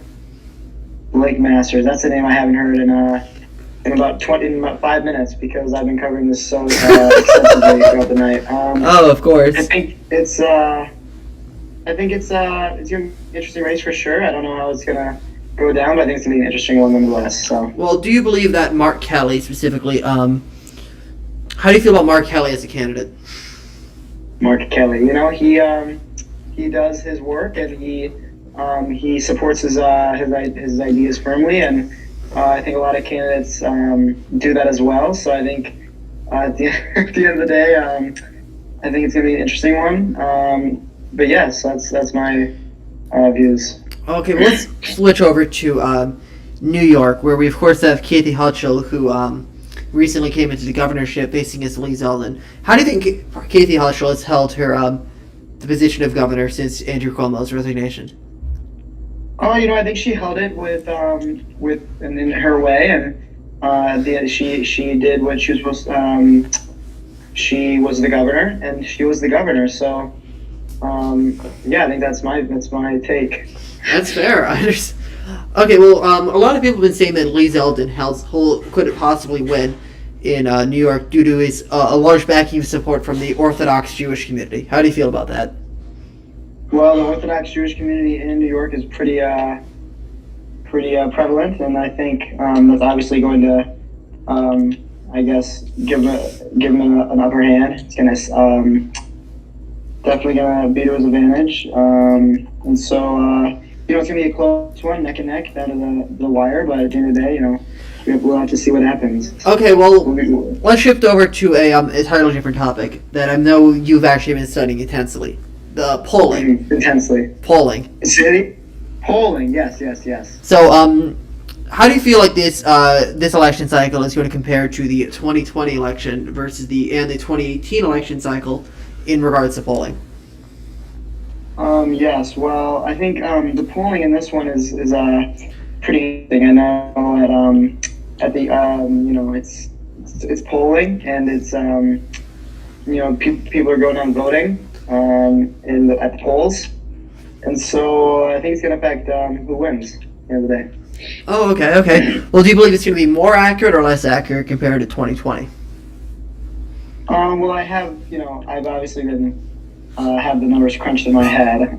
So I think it could, we're obviously not the final mark of this election night, but it could definitely be higher, could definitely be lower. We'll have to see and find out. But that's some actual genuinely correct commentary. Congratulations. Oh, was that supposed to say? Yeah, it was really good. Oh, wow. The answer is we'll find out. Yeah. Oh, hey, wow. Well, I mean, of course, all of my statistical analysis is objectively correct in my sense, but Okay, well let's hop over to Georgia specifically, where Raphael Warnock and Herschel Walker have been very neck and neck this whole election cycle. Who do you believe ran a stronger campaign? Well, I think they both had their highlights. They both had their ups. They both had their downs. So I think it's hard to say who had the stronger election process, the stronger run. But there's one we're going to find out who had the stronger one. Do you believe this election cycle will run into a runoff election cycle? Sorry, can you repeat the question? Do you believe this Senate race in Georgia will go into a runoff election? Well, I'm not gonna, give my 2 cents on that.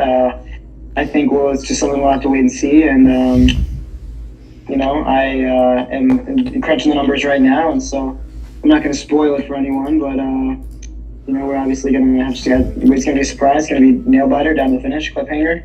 Let's see. Yeah, that's my views.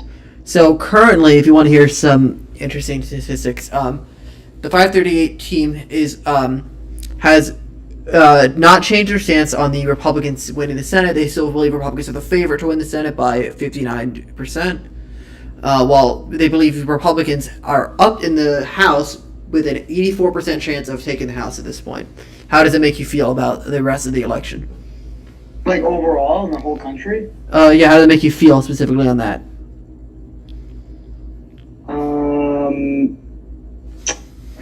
So can you crunch those numbers again for me, please? Of course. Sorry.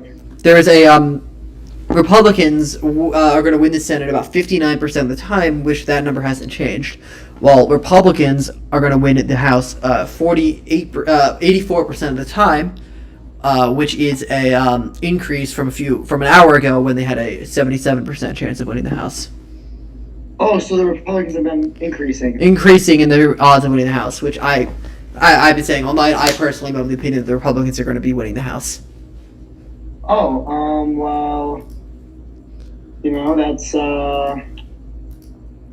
that's definitely not something that's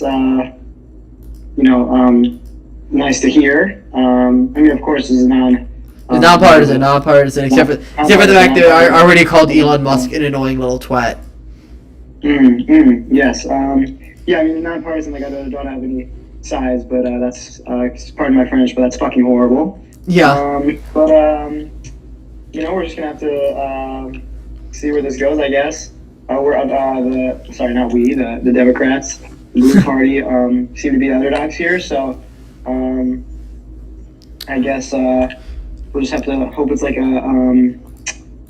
no old sports movie. We can bounce back.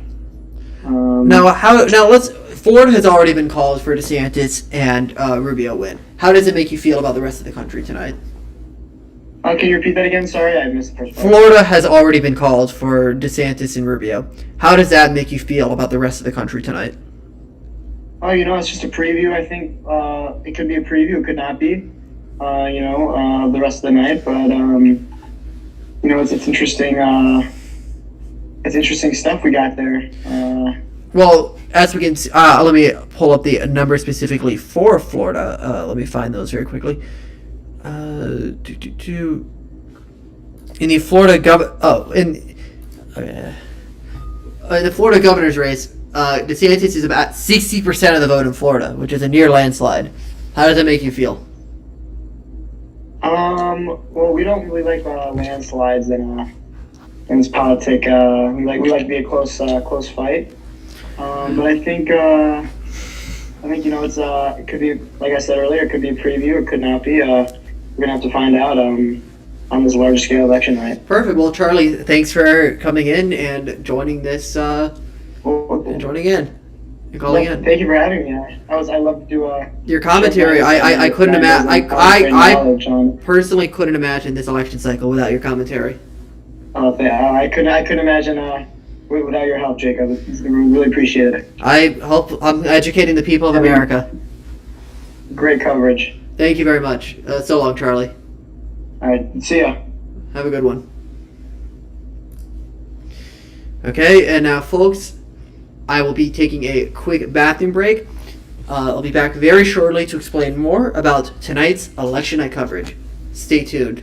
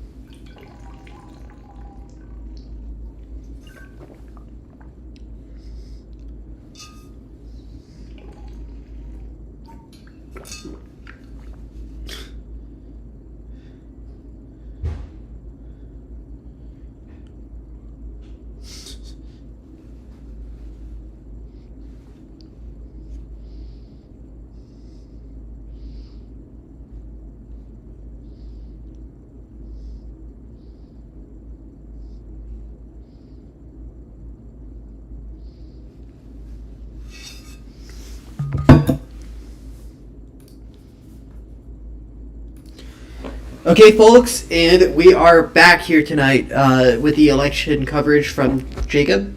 Now, allow us to go back to the forecast. Now, New York Times forecast has been updated. Let's put some updates. They have currently have it a toss-up near 50-50 for control of the United States Senate tonight. But 75% chance for House Republicans. I realistically, in my mind, don't see a possibility. I don't know the details of these races, but I do believe that Republicans will be taking the House still. Now let's look into some specific races. So, interesting ones here. Really, the only ones to be curious about are about these ones right here. Now, New Hampshire, as a state, I predict, as I said earlier tonight, I call that for Democrats. Arizona, if that is true, 0% in, not close yet. Way too early. We have no idea with Arizona. But I still ultimately think Kelly is a very strong candidate, and on that basis, I think Kelly is going to be winning this race tonight. Pennsylvania, 24% in. Fetterman by winning by 0.5. That would be a massive win. So let's talk specifically the.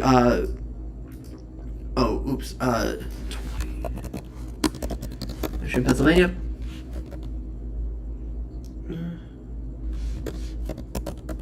Let's look at the 2020 election map in Pennsylvania. Joe Biden won this by 50% to 41%. Now, as we all know, this is going to be a wave Republican election. If Democrats have managed to still pull off a win in Pennsylvania tonight, even in a wave Democrat election, that is going to be a massive victory for Democrats and really goes to hopefully show for 2024 a possible very strong performance in Pennsylvania again. Who knows? Very highly possible. Georgia. Currently, the New York Times forecast has Georgia at a Walker win by 0.7. I am not sure if that is enough to avoid a runoff, but we'll see. But I'm personally, as you can see, it's a very tight margin now. The votes left are all over the place. So, we want to understand, I'll go over this again. The way Georgia politics go, let's go back to the map from 2020. Georgia is basically Atlanta, heavily blue, and the rest of the country is rest of the state is very red, with a few pockets of blue. But realistically, all the votes for almost all the votes for Democrats, a large portion, come from Georgia, come from around the Atlanta area. Now, if we strike back over to the map currently, well, it's left all over the place. So we do have still about a large portion of votes coming in from this area. Let's see the size of the lead in these counties. We're not holding an 87-point lead in DeKalb County. That is very impressive, very, very impressive. I'm not sure how much. I don't believe that's going to hold. 87 points in there. Let's compare that to the 2020 DeKalb County, where Biden got 56. I don't believe that's going to hold. Based off of this, I'll say it. I'm a little less bullish on Warnock. I actually personally thought Warnock had a good shot. That fact alone, that 87%, and Herschel Walker has taken the lead. Ultimately, right now, I think we're looking at a Warnock victory. Possibly not going to. So the way a runoff works, if neither candidate gets above a 50% mark, they'll be going to a runoff election on December 6th. But currently, I believe that Warnock is, there's a good shot Walker's going to pull out an actual victory, which that'd be a bit surprising. Let's check out Pennsylvania, the governor's race. So the governor's race is extremely interesting because I think it is very foretelling about national trends with a very moderate candidate versus a very radical candidate. We can see how this is going. Personally, let's see, share the votes, Philadelphia area. It's about even in the Philadelphia area. That's huge. Pittsburgh area, that's 44% in. That is a lot of votes for Shapiro, but as we see, he's already got a mass. He's currently at a huge lead. It's going to go down throughout the night. We all know this. But yeah, 80% in Josh Stolsky of the Keystone Party. I'm actually not I'm not aware who Joseph Stolsky is. But as we can see, he's got about 10,000 of his votes from over here. like ultimately 15,000 votes. I don't know who's they're going to take. That could be the margin of victory. I'm going to do some. I'm very actually curious. Who is Joseph Stolsky now? The Keystone Party of Pennsylvania. Positive pause. Let's see. He campaigns battling corruption. An accountant. Reduce spending. Okay, I would assume by reading this, he is he has to reduce extremely regressive taxes. Such as, okay, yes, he is a more conservative candidate, which probably is good for Josh Shapiro. No candidate like that running in the that's the Libertarian candidate. That's not the same with the Keystone Party, but no candidate like that running in the Senate race, which could be better for odds. Pennsylvania, I'm so far based off this, I'm fairly bullish on for John Fetterman, which is very interesting. How Georgia is looking by the minute more and more it's going to be a Walker to win, but that's too close to call. Nevada, nothing. New Hampshire, let's see. New Hampshire has 20% of the votes in. Very important state for the night to see who's going to win. It can go either way. Now let's just see any major updates so far. Nothing has changed except the Senate has moved slightly more Republican, but less chance of keeping the House. I don't know how to read that, which way that goes. Johnson winning Wisconsin, I was not shocked at all by. Ohio, J.D. Vance, 5 points, that would make sense. J.D. Vance not been a very strong candidate, the artist thing. Rubio winning by 17 points is a very massive win, especially overtaking even Missouri. That is a very strong showing for Republicans there. Let's just look at Florida. I'm curious. 88% in. A 60-point lead. That is not very... I'm not surprised at all by this, but yeah, it looks... The Republicans are going to have a very good night tonight in Florida. Well, they had a good night in Florida tonight, which is just goes to show that Florida is becoming a more and more red state as time comes. Arizona, let's see. Nothing. The governor's race in New York, I'm not sure which way that could go. Let's see, some updates. Let's read some 538, see how that's going to go. GOP line, okay. We had results, okay. At this pace, in which states kind of the majority sort line, okay. Here in Pennsylvania is Greenworth County in the southwest corner state. Green was the county which Democrat Senator outran Hillary Clinton. A county where Fetterman may be able to appeal to industrial who have drifted towards the GOP. Although Shapiro is running better than Fetterman and Green, though he's not running particularly well, winning just 31% of the county's votes, 9% of the expected vote in. Okay, so possible Fetterman pickup there. In high, Vance overtake Ryan with DeBris. Okay, I'm not surprised at all. I predicted a J.D. Vance win in Ohio. Okay, ABC News predicts that incumbent House seats. Okay. I'd be very surprised if Maryland does not vote to legalize recreational marijuana tonight in a big win for the pot advocates. Okay, Governor Republicans going to win in Oklahoma. Not very much surprising. Okay, more exit polls. 77% of Americans think misinformation increases hate crime. 73% think increase extreme political views.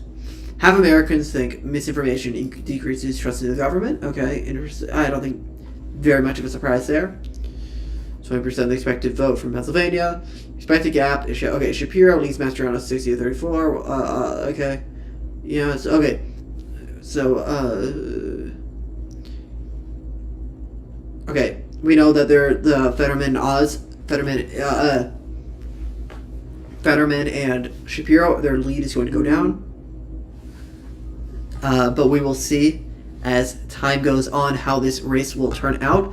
If you go back over to the Pennsylvania map, the vote share left, a lot of the votes still left in from Philadelphia, which will contribute a lot to the vote share coming in. more. However, a lot of area from Pittsburgh has heavily counted their votes already. That's very heavily Democrat. I think based off this map, from what I'm reading so far, currently, because Philadelphia's not very in, I am very bullish on a Fetterman actually overtaking Oz tonight in this win. And the same thing with Josh Shapiro. 1 second, folks. Okay, and let's check out Georgia again. Oh, we have 1 second. There we go. Hello? Did someone do a sword? Hello. Oh, hello. Is that Aaron McGillner I'm hearing? Yeah, why don't you just say my full name on stream? That's a great idea. Oh, sorry. No, it's okay. Well, how do you, Aaron, do you wish to come in and talk about the election tonight so far? Sure. Okay, so, let's go, wrong screen. Collins. Now, I have two options. I can watch Brian Barron play Madden. I can watch his YouTube channel. Oh, is Brian Or I can Barron watch- currently live? Yes, Brian Barron is currently live on YouTube and has one more viewer than you. That was my initial idea, actually, was to play video games all night. Okay, well, let me check out your stream. Oh, you're Oh. dressed up.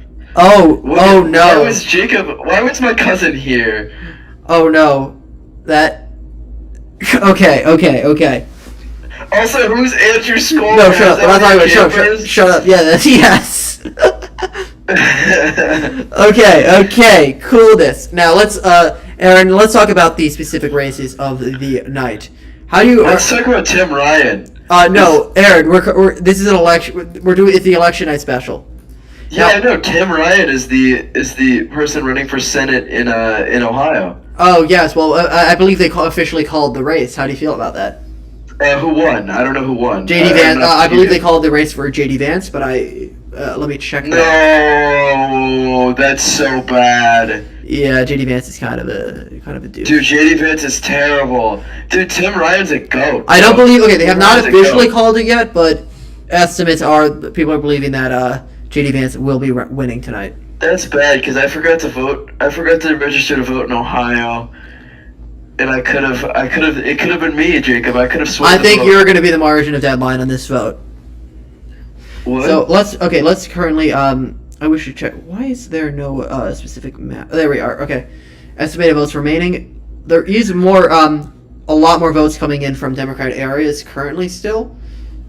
Dude. But I still don't think that's going to matter much. In the end, Ohio has been has been drifting red for a long time. Trump won it by around 9 points. Let's see. I'm very curious. Morgan County has not come in. Let me go check that Wait, out. let me tell. Can I give you the lore that I am familiar with? Well, let me check out. This- 1 second. Where's Morgan County? Is about a Democrat area. Is a very Democrat area, which There's is Ohio good for. lore. Okay, well, explain your opinion of the Ohio race, please. I don't have too much of an opinion. I like Tim Ryan way better than I like JD Vance. But there's a very interesting situation that we have in Ohio where I don't think the Republicans like JD Vance either. Because what happens is you'll get all these attack ads for Tim Ryan, where there's little ones where they make smoochy sounds like that, like towards Tim Ryan, because Tim Ryan said that he loves Joe Biden and Kamala Harris, and so he they like put like a little Valentine's Day like JPEGs over them and like say that they're in love. Mm-hmm. And there's also a bunch of other attack ads for Tim Ryan, except at the end there's a disclaimer that says that it's not the commercials are not for any particular candidate, against Tim Ryan. Oh. They're not in support of JD Vance. They are just against Tim Ryan. Which Okay. makes me think that they don't actually like JD Vance. That's very interesting, because I personally have been following the Ohio race, and I personally have found Tim Ryan to be a very strong candidate. While I don't believe JD Vance, I believe JD Vance to be a particularly weak candidate. Now, It's true. now I agree. I do believe that Ohio is a very red state, and that is why I still believe that JD Vance will win by like by a good margin. But on top of that, I do think Tim Ryan does have some potential. Problem is he's from a red state, and that's a huge problem for a lot of politicians. Well, yeah, that's just the way the cookie crumbles, isn't it? Let's switch topics. How do you feel about the New York governor's race? Is old Mr. Pierce Nipple running again? Ooh, who's Mr. Pierce Nipple? Cuomo? Do you not know Cuomo? Do you not know Cuomo resigned last year? Actually, Oh, I actually didn't know that. I feel like I'm not super up to date on politics. I just know that Andrew Cuomo has pierced nipples. Andrew Cuomo actually resigned last year due to sexual harassment. Oh. And Damn. his replacement, Kathy Hochul, is facing off against Lee Zeldin for the governor's race. Okay, and what do you think of those candidates? So personally, I believe Kathy Hochul to be a very weak candidate so far in the campaign that she's run. Is she running is she running blue? She is a Democrat. Okay. She's run a first off, I don't believe that there's been a lot of talk about a Republican winning in a red state like this. There's a Republican governor in Massachusetts currently. I don't think that's going to have a massive impact upon telling the future of New York or having any major issue. Chuck Schumer is going to win in a massive win for the Senate race. Who's Chuck Schumer? He run for Senate Where? in New York. He's going Oh. Now, Kathy Hochul, I believe in her time as governor since Andrew Cuomo left, has not done a very particularly good job at energizing the voter base or anything like that. Lee Zeldin has run a very strong campaign, particularly gaining popularity among the Hasidic Jewish community, which I think. Well, I do believe Hochul will ultimately pull out a win here. I do believe Zeldin has just a good candidate, and he ran a good. You're campaign. talking really fast right now. Oh, okay. Well, let's go. You're educated. You're very educated. I like that. Thank you. Now let's talk. Arguably the most important race of the night. The governor race in Pennsylvania. How are you feeling about that? Why is that arguably the most important? Is Pennsylvania a swing state? Yes. I didn't know that. Yeah. Pennsylvania is very much a swing state. I appreciate the fact that you're not making me feel bad. See, this is why you go to Jacob Nissan, ladies and gentlemen. He even if you're uneducated, he will not make you feel bad about that fact. I believe the Jacob Nissan election night special is the ultimate way of consuming the U.S. the U.S. midterms this election cycle. Okay, and how is J.B. Pritzker doing? Which office is J.D. Pritzker running for? He's in Illinois. Oh, I have not been following the Illinois race. Can you please check on that for me? Oh, for sure. Is he running for governor? I believe so. That's him. That's weed, it. but he also got a house where he just removed all the toilets, so he wouldn't have to pay taxes on it. Oh, that's okay. Which is more funny than anything. I don't really care too much. I just so think it's funny. They've already called Tammy Duckworth for winning the Illinois Senate race. Not very much Oh, surprising. We love Duckworth. And they've called J.B. Pritzker for winning the governor race. J.B. Pritzker's okay, so nothing's changed. That's good. Yeah, not very much a surprise there. Illinois, very much a blue state. Not very much a surprise. Chicago, yes. Well, yeah, very much true. Okay, now I personally am very concerned about this. How do you feel about the Senate race in Georgia tonight?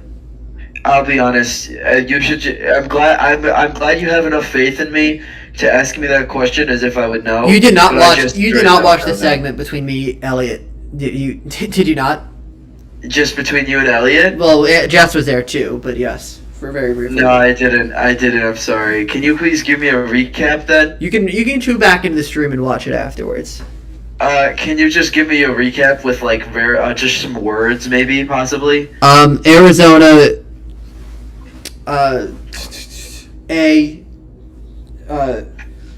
R Republican. A close-ish to Democrat. That's how it went. Now, how do you feel about the Senate election in Georgia tonight?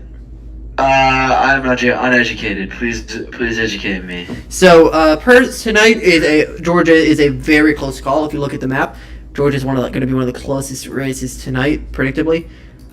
Currently, Herschel Walker is at 49.7% of the vote. Herschel Walker. He's the Herschel Walker. I know enough about him to not like him. And Warnock is at 48.5. If you look at the vote tally left, a large portion of the vote is coming from blue areas, but the size of the lead in those blue areas is very inconsistent. So, for example, if you look at a lot of the areas that have left count, like Clayton County currently, Warnock is winning by 88 points. If you look at Clayton County back in 2020, where is my 2020 map?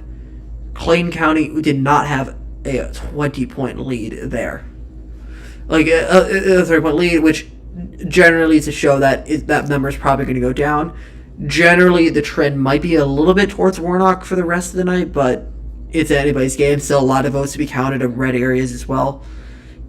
Warnock does have a third. The real question is, on top of that, will it go into a runoff election? Which my prediction for what's going to happen in Georgia tonight could very well hold true.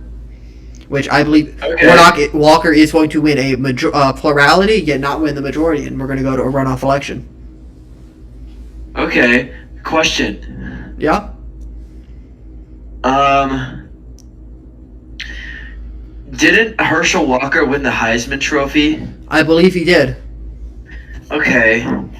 So then we should vote for him. He also like probably paid for abortions for multiple mistresses with people out of wedlock. That's probably bad. Yeah. But And he's also a Trump endorsed candidate. But he won the Heisman Trophy. That is a fair point. Well, how do you feel about the governor's race in Georgia? I feel warm and cozy, but that's only because. You're a fan of Brian Kemp? No, I'm not really a fan of anybody because I'm not educated. But I feel warm and cozy in general, and I'm not gonna let this change my mind. Okay, I think that's a good attitude that more Americans should be feeling tonight. You know, yeah, I agree. I think more people should be like me. I think I'm doing a great job. Well, 538 is currently has. They're not updating the. That makes sense. Okay. Let's see. Anything else? Okay, let's look at some other important races. How do you feel about Arizona tonight? Arizona, that's a swing state, isn't it? It is a swing state. Ooh, doggy.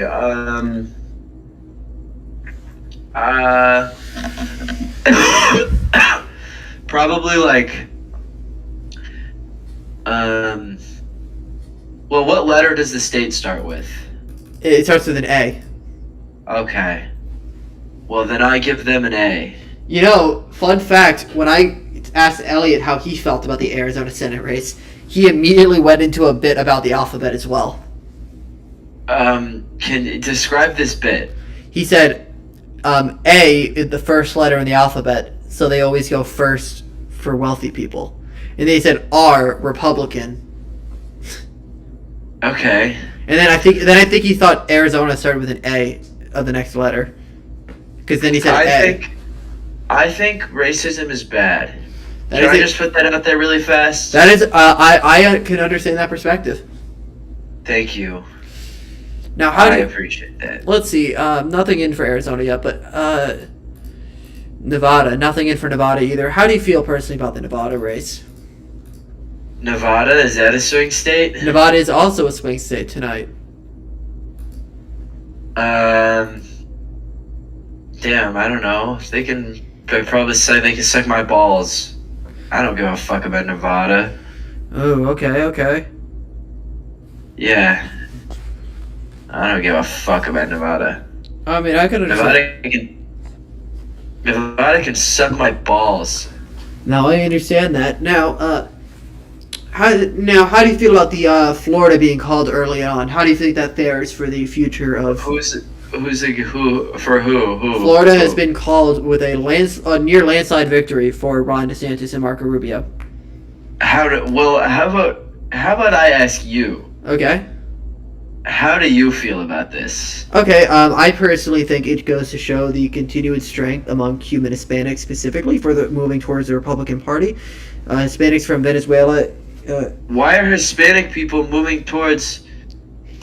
a lot Republicans? of Hispanic movement, especially among Cuban and Venezuelan Hispanics the party in recent years, which is just changing the outcomes in a lot of these states, specifically Florida, which has a massive Cuban population. Which I know. And Florida is specifically just a state that is seemingly out of reach for Democrats nowadays. I'm not a big fan of what you just said. I don't like that. Ooh, that's okay. Understood. Well, how do you feel about the Pennsylvania, the governor's race then? For who? The governor's race in The Pennsylvania. governor's race? What about it? Well, how do you feel currently about Doug Mastriano versus Josh Shapiro? Josh Shapiro? Is he Jewish? Josh Shapiro is actually a Jew. Is he Democrat? Josh Shapiro is a Democrat, and yes, Do we like him? a lot more than Doug Mastriano. Okay. How do you feel about Mastriano? Do you believe that how do you feel about him as a candidate? How do I feel about him as a candidate? How do you feel about Doug Mastriano? I think he has a funny name. Okay. Do you believe the fact that he believes abortion should be banned in all instances, including life endangerment of a woman, and he was attended? Do I believe that? No. Do you believe and the fact that he attended the January 6th insurrection? Do you believe that will impact voters' perception of him? I hope it does. Yeah. You think? Fuck me. Excuse me, I have to go get some tissue. Okay. We'll give you. We'll let you come. We'll give you a little bit of a break, Aaron. So now, currently on the New York Times forecast, they're actually giving the moving the Republicans a little bit less chance of taking the House than before, but not much of a surprise there. Let's check 538. Let's see if any new interesting developments are here. Nothing new. DeSantis delivers marks after his re-election win. Just watch briefly. Over these past 4 years, we've seen major challenges for the people of our state. What's this? What was it? Florida Governor Ron DeSantis has given remarks after his projected election win. Not very much of a surprise there. We kind of expected that. Here, Jacob, I've got an important website that I think you should go over on stream. Oh, okay. Or it's more like a link, not specifically just the website. Okay, send it to me. One moment. I'm sending it over. Give me 1 second. Do you want me to send it over text? How do you want me to send it to you? Send it to me over text. No, I want you to open it on stream. I promise you it's stream safe. Okay. Send. Post it in the general. I will do so. Oops. 1 moment.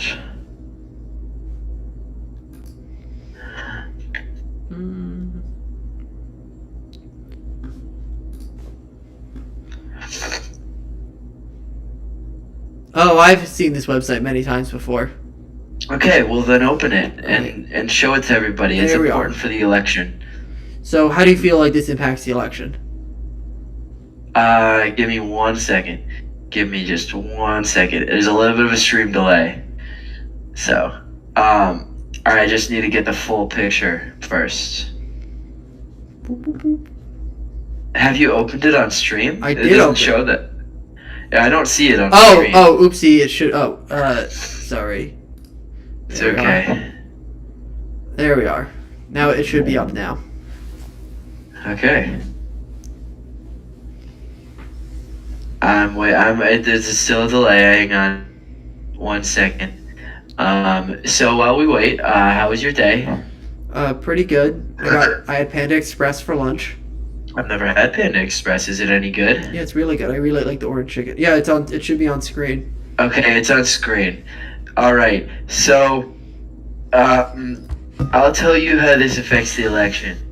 The eel is America and the guy is the people who live in America, and the people who live in America are being slapped in the face by America. Wow, that's very interesting. Thank you for that commentary. You're welcome. Beautiful, beautiful. Now let's go back to the rest of the election. So, by the minute, it looks like the New York Times is still predicting the Democrats and Republicans are going to be winning the House, but less so than before. We'll see how that plays out. Ohio, they have not called it yet, but 68% in. Vance winning by a lot. Arizona, votes are just starting to come in for Arizona. Very important race for the night. 40% in. Mark Kelly winning by 56.1% to Blake Masters 41.3%. How do you feel Blake Masters ran his campaign this time around? What is his stance? Blake Masters, in my personal opinion, has kind of come across as a very nerdy, more like numbers-driven candidate. Is that a good thing? It's an attitude. How do you feel like he ran his campaign?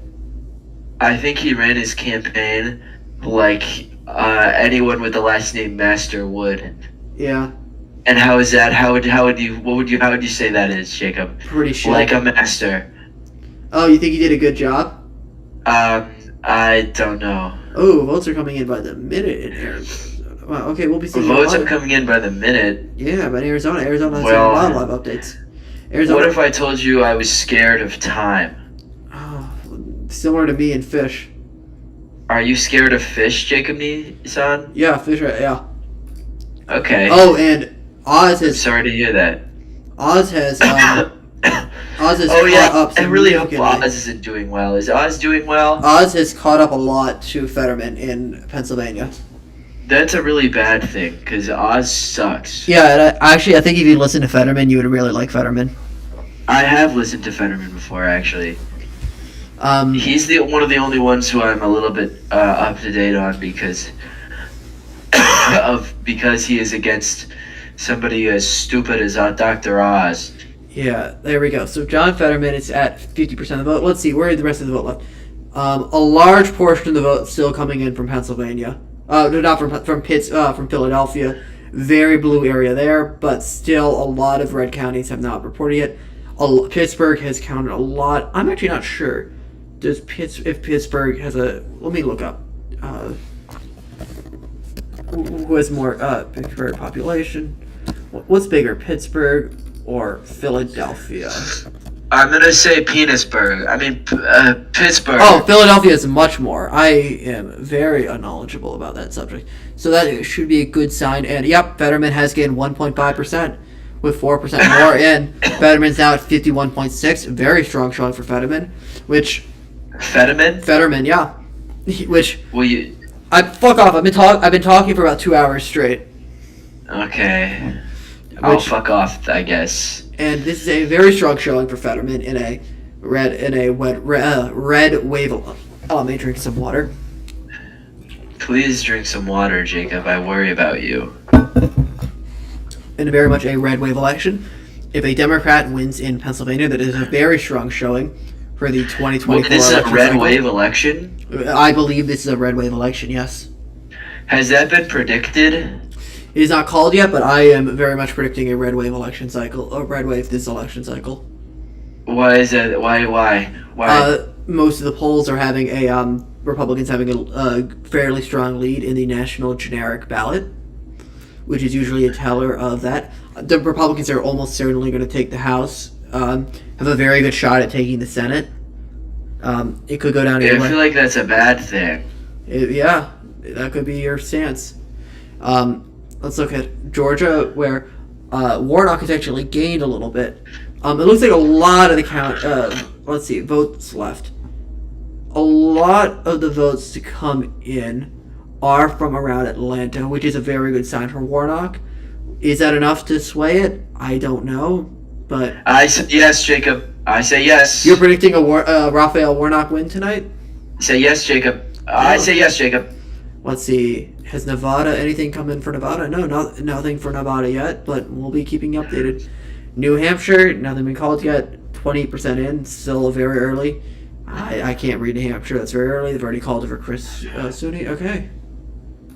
Let's see. And with the new Arizona thing, New Arizona, did that change the vote? No. If anything, Arizona is looking very strong for Democrats tonight. All right. Which is a very good sign. Maybe not for this election cycle, but a very good sign for the 2020.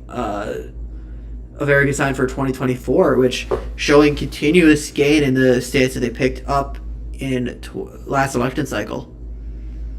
Alrighty. Which could be showing a very strong showing for Biden in 2024, who most likely would be facing former President Trump. Oh, that's not a good. Yeah, let's see. Let's check further. Any updates? Okay, polls closing in Nevada. Exit polls. Okay. 38% called inflation the top issue in their deciding vote.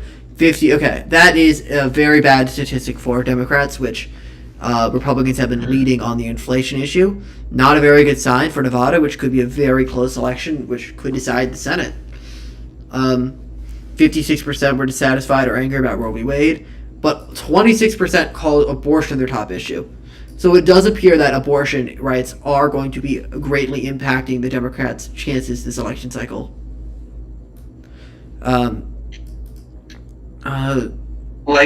Yeah, that makes sense, you know? Yeah. If I also want an abortion. Yeah.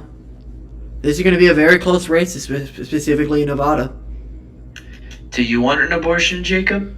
Maybe. Okay. Let's see.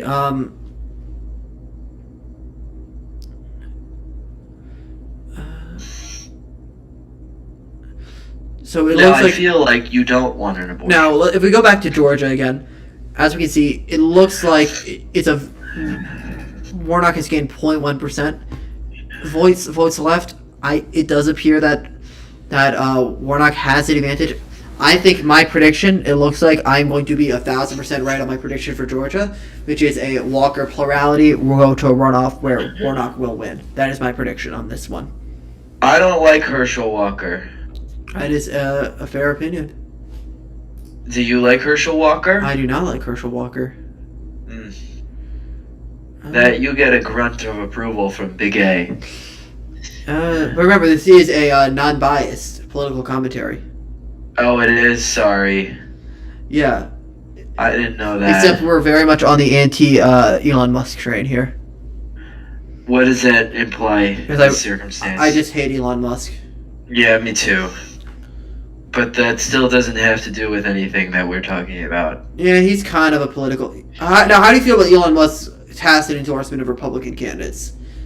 He is endorsing political candidates, or isn't? He said... He tacitly said he should vote for Republican candidates this election cycle. Is that hypocritical of him, or no? No, I believe Elon Musk has been tilting towards the Republican Party more so in years. How do you feel about that? I mean, is it hypocritical considering his stances on free speech? Well, how do you feel about the recent Twitter changes? What has he changed? I'm not even sure what he's actually done. You now have to pay $8 for Twitter verification. That's not that big of a deal. No, because then, how are you going to be able to actually tell if somebody's, the actual person or not?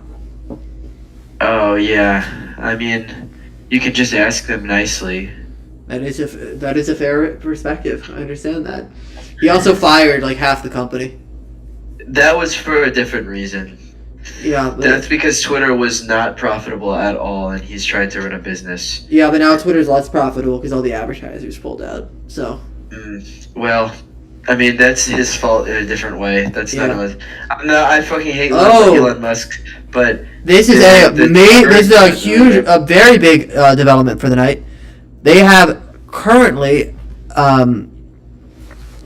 Arizona. They're giving Mark Kelly a 3.5 lead over Masters. If that holds true, that is a extremely good showing for Mark Kelly throughout the nation. That is very strong for Mark Kelly tonight.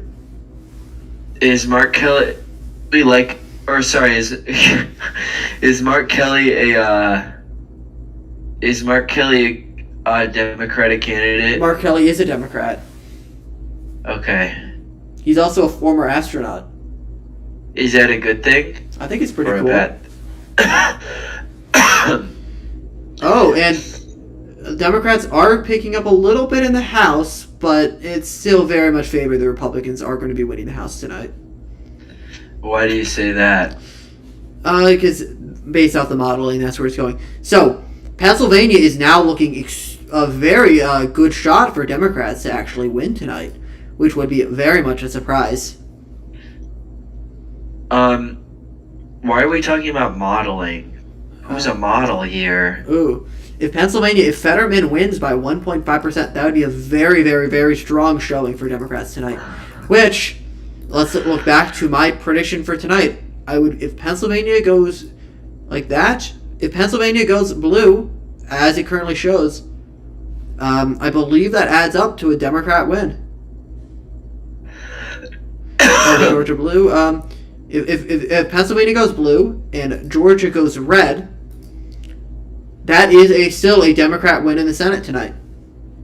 Did you say it's a silly win? No, it's a Democrat win in the Senate. Oh, I thought you called it a silly win. No, it's a Democrat win. Yeah, that would be. You could also argue it's a silly win. Yeah, the Georgia. What is very interesting though is that Pennsylvania Democrats are winning, are gaining more by the hour. It appears that Democrats are having a much better night than I think most people were expecting so far. That is certainly interesting, Jacob Nissan. Let's take a look at the. Let's take a look at. Let's take a look.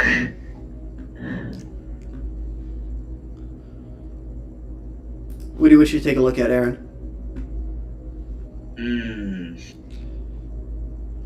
You're asking some good questions. I don't know.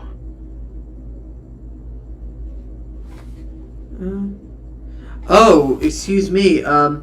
We appear to be having another guest on the show. Somebody wishes to join in. Hello? Oh, that's the cow. Hello? I hope Sevi, he said my full name when I got on stream. I hope he doesn't do the same for you. Sevi, we cannot hear you very well. You sound like a robot. I can't understand what you're saying. I don't appreciate that he cussed, but I'll have to deal with it. So Nevada is looking very close, but I predict a very narrow win for Democrats in Nevada, which appears to be how it's holding. Currently Republicans they've called 188 seats for Republicans, but that's not very much a surprise. It's too early to say, but it looks like Democrats are probably going to be losing the House tonight, but it's going to be extremely close. The real question is, on top of that, will Republicans be claiming voter fraud as they did in 2020? If Democrats do manage to hold on to a lot of positions that, frankly, we were not expecting them to hold on to tonight. I don't know. How about you check whatever Donald Trump's app is? Actually, yeah, that's actually not a bad idea. Let's open up Truth Social. Are you on social, Jacob? I'm not on Truth. Oh, I need an account. Probably, considering it is well, I'm not. where I'm you not could go to be racist for free. I'm not making a fucking Truth Social account. Okay, you don't have to. Yeah, I'm surprised that this is not going as bad as I thought it would.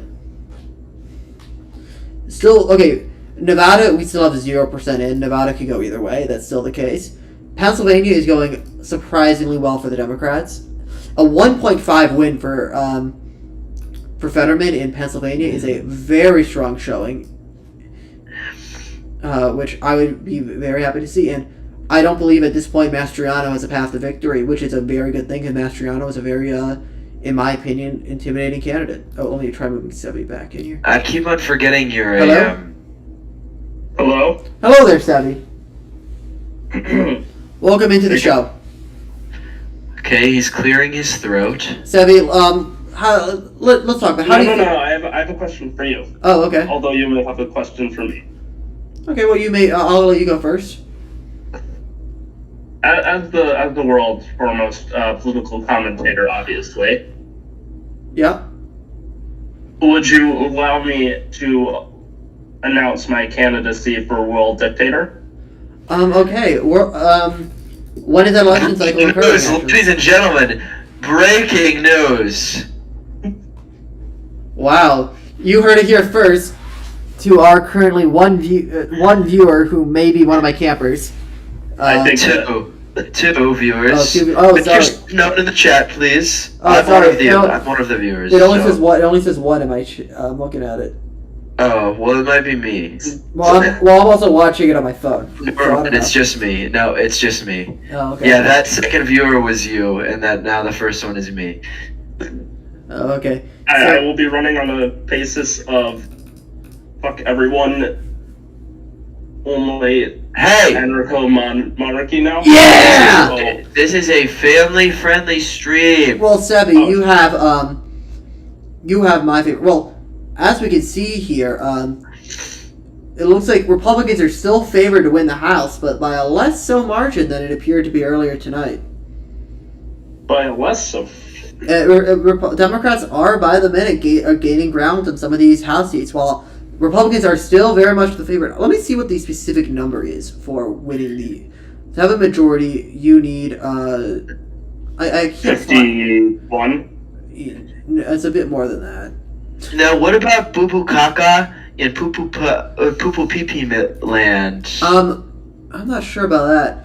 I would say Democrats are very much the favorite to win the Senate at this point. Let's go. So I believe, although Georgia may be going, I personally think Democrats may actually, by the end of this race, have expanded their lead in the U.S. Senate. If Democrats win Pennsylvania and Nevada, and I personally still think Georgia is going into a runoff. Democrats get the majority. Democrats win in the Senate. They may even, if a runoff, which most likely will benefit Democrats more so than Republicans due to less enthusiasm, which in this election cycle has been benefiting Republicans. That would probably I would say have a favorable rain to Warnock, which would have Democrats expand upon their current majority in the Senate. Something I don't think many of us were expecting here tonight. One thing I think we need to definitely take advantage of is the candidacy of Jeb Bush. Oh, Jeb Bush, he ran an excellent campaign this time around. I think he deserves to be a president of every state and every country.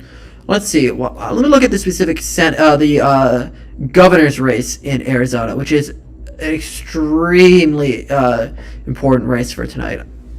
Do you think you can check if Jeb Bush is still out here kicking? I believe he is still alive. But let's look at the. Okay, so currently Katie Hobbs is still leading by a fairly good margin. Still way too early to call for this governor's race in Arizona.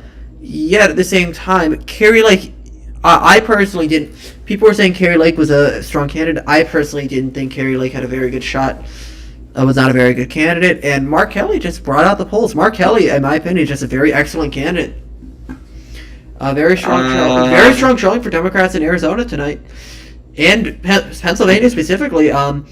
If the win goes on, if Democrats win Pennsylvania, the real question will be what was the factor. The Fetterman-Oz race is an extreme, has so many factors compounding into it. I don't know what to make of a possible Fetterman win. I think Oz needs to start. I think Oz needs to start fettering these men. If you know what I'm saying. He is really taking a blow in the swag category, especially considering that he is a devout Catholic, and those guys do not have very much swag. No, they do not, Aaron. You make a good. But Dr. Oz is not a Catholic. What is he? He's a Muslim. Are you serious? I found this out earlier today. I didn't even know. Yeah, Dr. Oz is Muslim. Why is he Muslim? That is a very bad rep for Muslims everywhere. Yo, it's kind of His funny. name is Mehmet. Dr. Oz might be the first Muslim Muslim senator in U.S. history. And it's a Republican, too, which is quite a surprise. His name is Mehmet. Yep. Wow. Wait, and he's Republican? Yep. Huh. Interesting. Yep. Okay, so now currently... Was he born Muslim? I'm not sure. Let's check out the election betting tonight. Currently, Okay, well, Democrats... you're not a very good host. What do you mean? I'm trying to have a conversation. Well, I'm calling this currently. Democrats are actually favored. Have officially in the betting markets significantly passed Republicans in their odds of controlling the Senate by the end of the night. Wow, he did grow up Muslim. And they're still predicting a Warnock victory in Georgia, which I'm not very bullish on. But Fetterman versus Oz, they give Fetterman a very good shot. Kelly versus Masters, they're giving Kelly the win. If this holds true, that is a very strong showing for the Senate Democrats tonight. And Democrats are gaining in the House more so than expected. I think everyone was expecting tonight to be a very much a red wave election, but it's showing tonight that Democrats are holding a lot more strength than I think everybody, especially me, expected. And as the foremost political commentator on the earth. No, yeah. Obviously. No, for sure. Guys, Sal Volcano is performing at my college for free as a comedy. Oh, and very good news for abortion rights activists tonight. Currently, the abortion rights ballot measure in Michigan is winning by 54 to 46% to protect abortion rights in Michigan, which is a state specifically that could have been had abortion rights taken away because of the law from, I believe, the 1930s, if I remember correctly.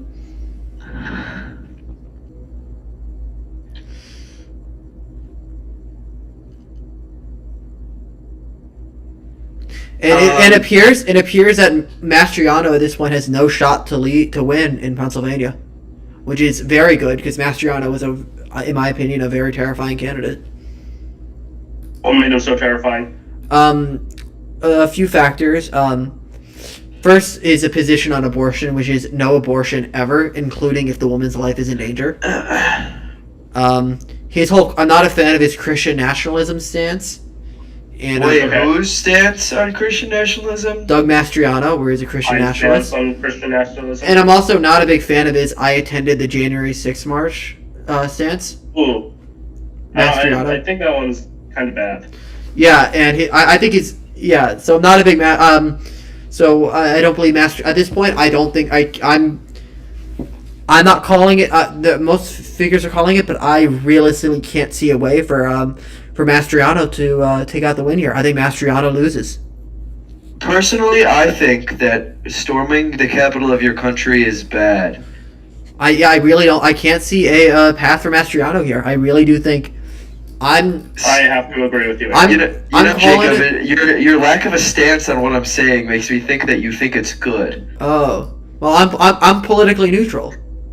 Well, that doesn't mean you say that you're not a big fan of a certain candidate. No, I know. I say that. I know. I fuck up. I mess up the whole politically neutral thing a lot. But you can't say that you're not a big fan of when people storm your country's capital. Yeah. Oh. Okay. Very interesting to see the secretaries. Let's see. I'm very curious. Arizona. He's avoided question as usual, Jacob. You'll love to see the neutrality here. Oh, and in today's debate. The Arizona Attorney General. Wait, I want to see the Secretary of State. Mark Fincham is running very far behind his opponent in Arizona, which Mark Fincham was as a Secretary of State candidate, in my opinion, not a very strong candidate. He doesn't understand Secretary of State that much? No, for the fact that he's part of a militia called the Oath Keepers. Oh dear God. What does that mean? He's part of a militia who is very violent. Oh, I don't like militias. Yeah, Nevada is still no results from Nevada. Nevada is going to be one of the most important elections. Once we get some initial results from Nevada, that's going to very much change how we view the election tonight. Nevada is one of the most important races of the night. Yeah, and I think Fetterman's winning in Pennsylvania. Now, is Fetterman winning our hearts, though? Fetterman. That's the question. I'll be honest.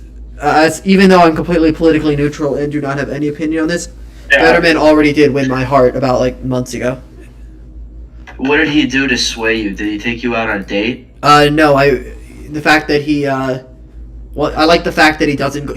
He walks around not wearing suits. I think that's pretty cool. Does he just? He wears. Does he wear anything? He wears hoodies and stuff like that. He dresses casually at rallies. So I'm curious. Why did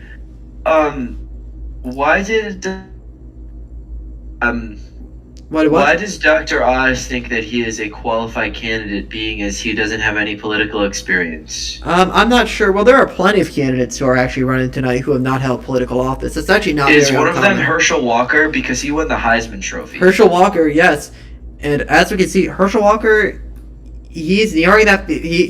Herschel Walker is still leading in Georgia tonight. Okay. Yeah, this is not very surprising. At this point, it is much more favorable that Democrats do win the Senate. I think Democrats are keeping the Senate tonight. How can we get a little number estimate on that to see how certain you are? I'm fairly confident. Yeah, the New York Times has officially moved it that Pennsylvania is favorable towards Fetterman for winning.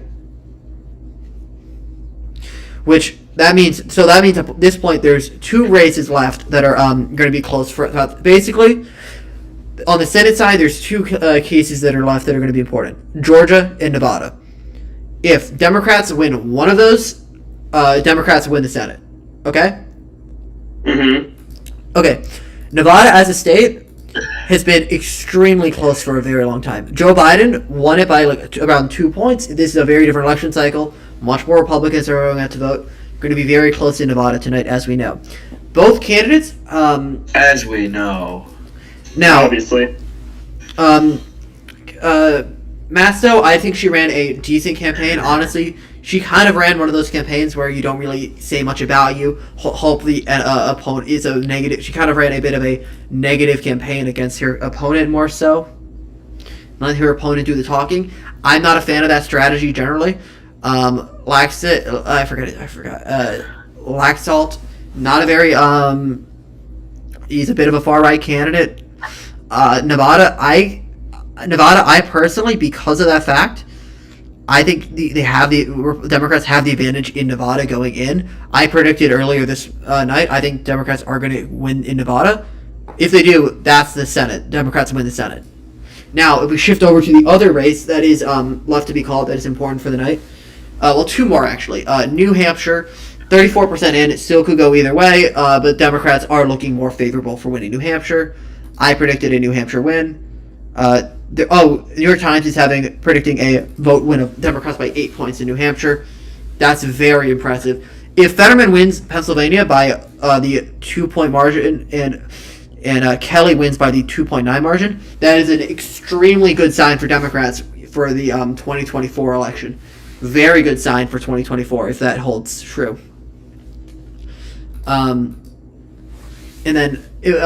Georgia currently. So the key for Georgia is, if you want to avoid a runoff election in Georgia, if no candidate gets above 50% of the vote, they have another runoff election between the 2 highest candidates, which are going to be Walker and Warnock, of course. Currently, Walker is leading. I think most of the votes left are still in Democrat areas. Warnock can still pull this out, but at this point, I've been saying this all night. My prediction was that Walker would win the plurality, but it would result in a runoff election. And I think I am honestly, on my predictions for the night, aside from Pennsylvania, I've been dead on accurate. Suck my dick. Okay. I don't think anybody provoked you, sir. Let's check out. I did. Don't worry. Let's check out the size of the lead in Georgia. That's typical. So in Atlanta County, usually Democrats win at around 70% of the vote. This is pretty typical. The real question is, though, on top of that, compare. So people are going to be looking for this election cycle and comparing it to 2024, of course, which is like the next presidential election cycle coming up. No, I think the next one is 2023. Oh, you're right about that one. But Why? Because I felt like it. Hello. Oh, that makes sense. okay, but Georgia specifically, in the governor's race in Georgia, Brian Kemp is absolutely killing it, receiving 54% of the vote currently. Brian Kemp, I think you can call it this race. Brian Kemp is going to be be reelected governor of Georgia. Not a surprise at all. The real question is, though, which race is more is going to be more of an interesting race for the possible 2024 election cycle? Because in my personal opinion, the Democrats, this is their lowest bar they can get. It can only go up from here. This is always midterms are brutal for the party that controls the presidency. We all know this. This is the historical trend. If Democrats hold the Senate on top of that, but win specifically in key states that that they won in 2020 and flipped, and managed to even expand their lead in a Republican wave election, that is an extremely good sign for 2020. And at that point, It's all uphill from here. I think at that point it's all uphill for Democrats. But the one question is, though, honestly, I'll say it. Democrats, they kind of need Joe Biden to step out of the way and elect a new, younger candidate for 2024.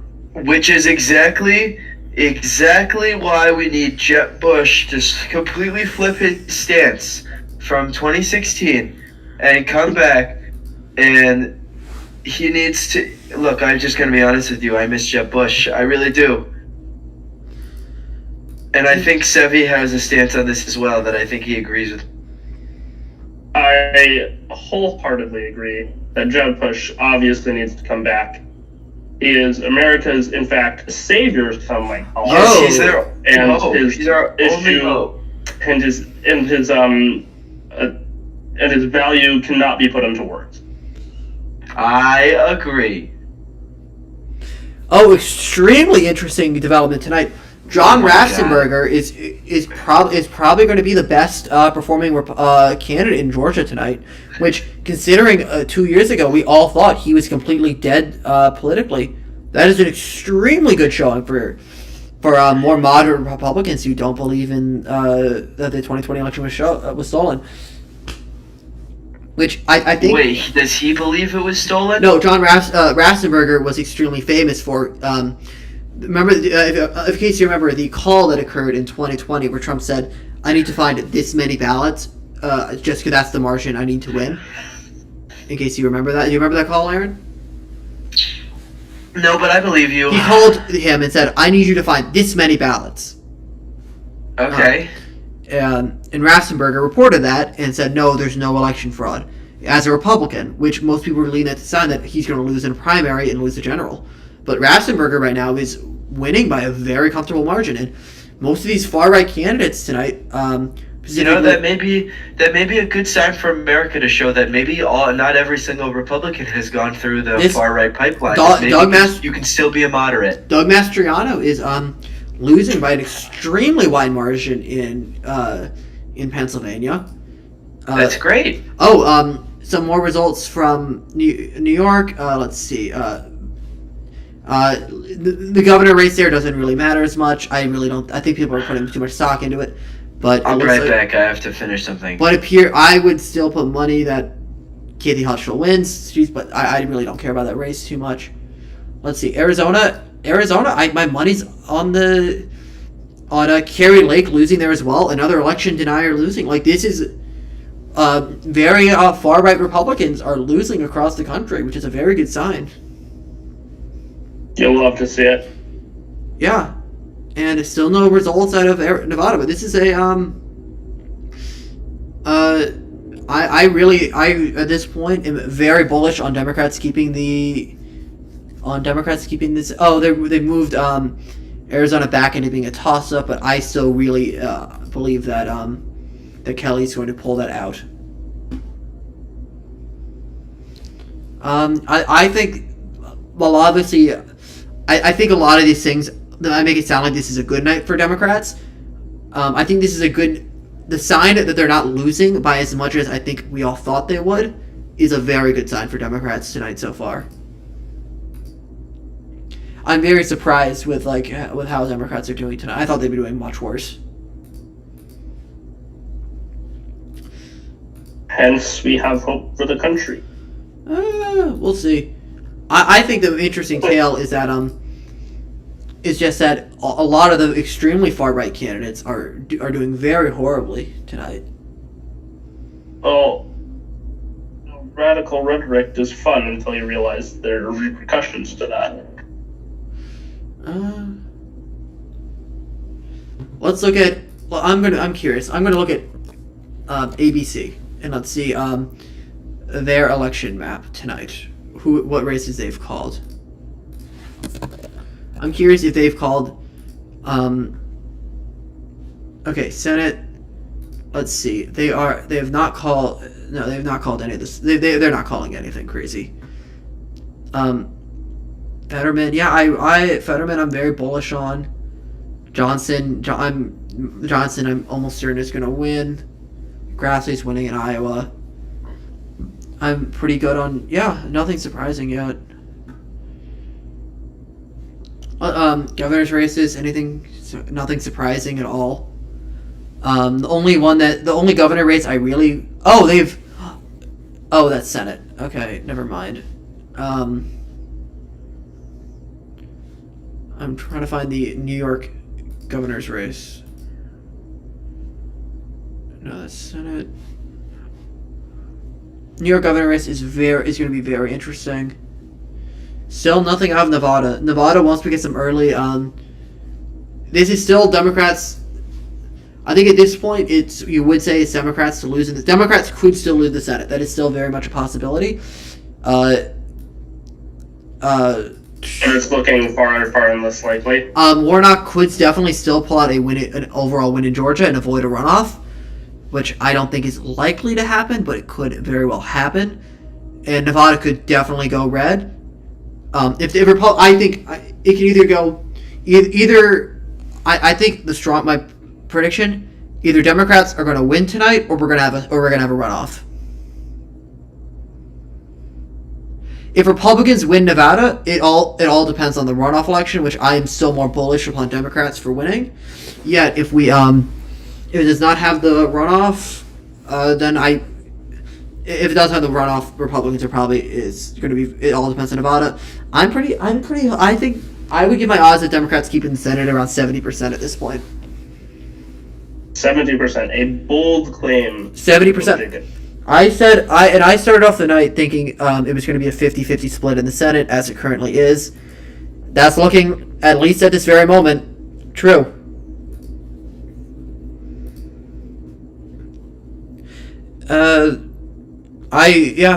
Just flip Pennsylvania and Georgia, which I'm surprised Fetterman is having such a good night tonight. I really am. 42%. And nothing is set in stone, isn't that right? Yeah, well, it is very interesting to see how much Oz is outperforming Mastriano, which really goes to show just a lot of these far right candidates are not performing well. If you compare the two candidates, I mean, Mastriano and Oz, very different candidates. Oz did partially run as a moderate politician, while Mastriano went to the far right, and Mastriano is, right now it's a very heavy Josh Shapiro win for against Mastriano, which is very good for Pennsylvania, in my opinion.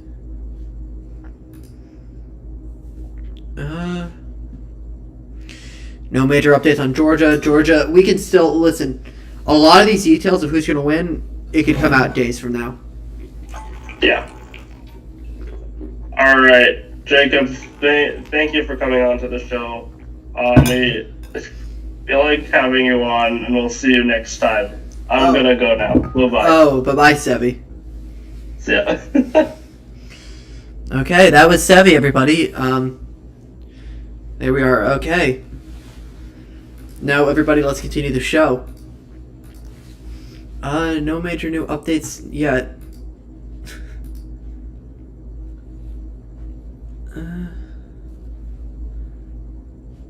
Okay. Several New Jersey have signed up. Okay.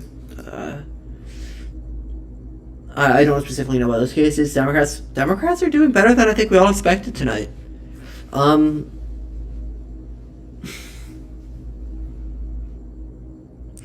Third Republican House seat that has flipped to Republicans. Not a surprise by any measure. Republicans are going to pick up more in the House for sure, but they're probably going to take back the House. But I'm feeling more bullish on Democrats than I think we were expecting tonight. I don't know which candidate is Republican or Democrat there.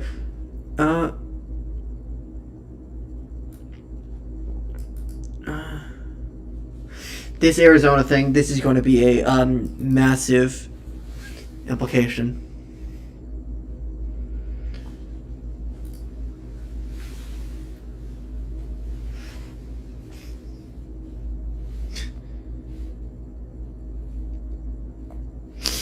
Here we go.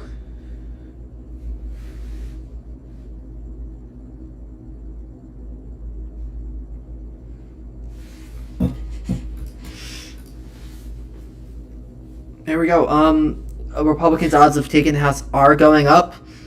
I think Republicans are probably going to take the House, but yeah, I think this is overall a good sign for Democrats in individual states if they can manage to hold on to Pennsylvania and Arizona. R plus 1.2. If that goes full, I think that could avoid a runoff. Herschel Walker may win and avoid the runoff, which that'll go a bit past my prediction. But I'm very shocked at that Fetterman 3.1 estimate final of the vote. That's really good for Democrats, especially in these key swing states. Yeah, up 2 points.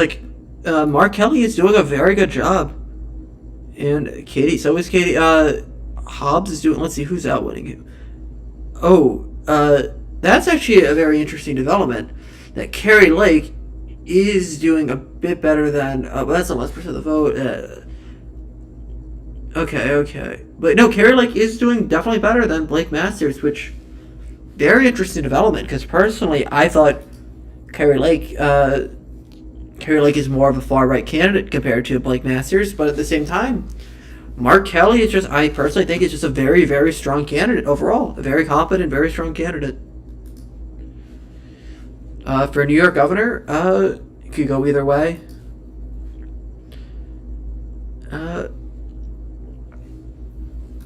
Senate, I think Fetterman. That's getting tight, but let's see, where are most of the votes left? Most of the votes are still in Philadelphia. Maricopa County's has a lot. I mean, that's pretty good for Democrats. A lot in Pittsburgh, yeah. Fairly bullish on him, and Mastriano's out, which is huge. Herschel Walker is just gaining. I think at this point it's looking fairly likely that Warnock is at least not going to get the plurality for sure. I'm fairly confident that Warnock is not getting a plurality of the votes, but the real question is, will Walker have enough to avoid the runoff election? And Kemp, I believe, is going to win. Nothing in Nevada yet. New Hampshire slowly coming in.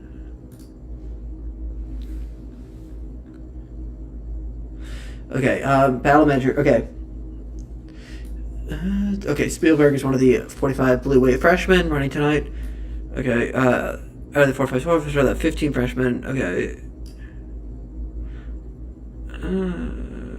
Kentucky's anti-abortion. We have 64% expected. Abortion right side is still in the lead. Okay. If abortion right win in Kentucky would be a very huge lead.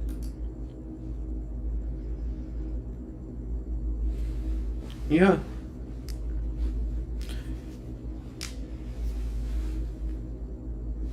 And let's check out the percent, the needle. I love looking at the needle. It's kind of iffy, but I do think Republicans are still the favorite to win the House. But yeah, surprisingly not as bad of a night as as they expected.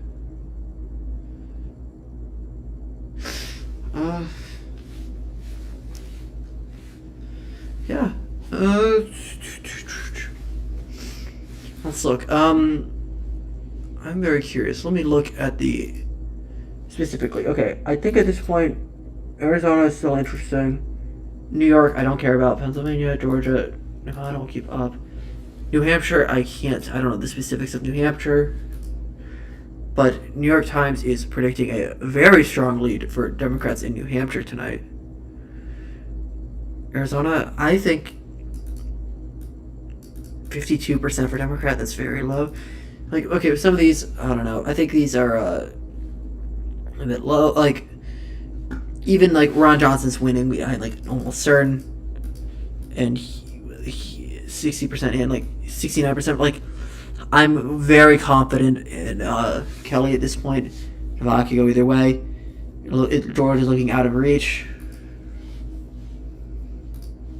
But Mastriano is I really don't see a path for Mastriano. At this point.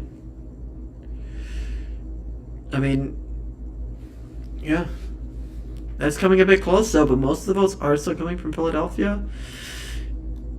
I'm still thinking Fetterman's got the win, but it's going to be a very tight one tonight, for sure.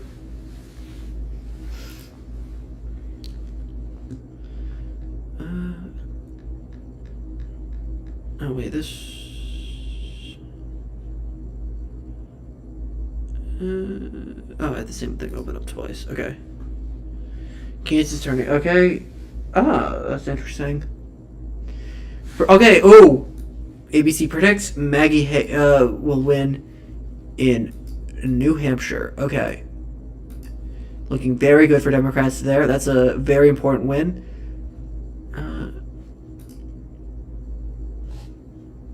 They're still giving...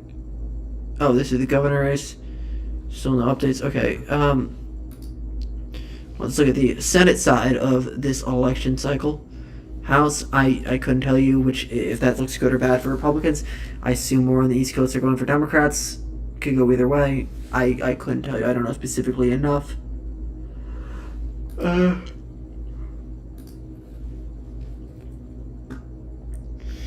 Let's see. So they officially called New Hampshire for Democrats. That's very good for the Democrats. Connecticut's going Democrat. North Carolina, that's probably going Republican. Yeah, I don't think that's too much is changing there. A lot of these things, I don't think we're expecting much of a change in. I think we're all expecting the same things out of Idaho, Utah, and like these states here. Okay. Georgia is going to be tight, very, very tight. Ohio, I think you call that for Vance at this point. Wisconsin, I get why you wouldn't call that yet, but Arizona's going to be tight. Arizona, I'm pretty bullish on Kelly. Georgia's tight. Pennsylvania is extremely tight at this very moment. Maybe not as good. Maybe I was getting a little bit too hopeful.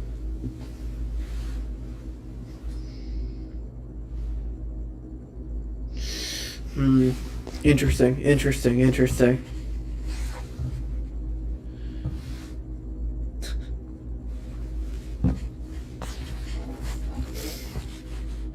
development here tonight. And I'd be curious to look at the where's the betting odds? No, I don't care to look at Eel Slap again. There's some data I had pulled up. We can keep those open. Those interesting. No, why would there be anything else interesting? I'll close that out. Okay, I want to look at the betting markets. Those are. Let me just control F bet.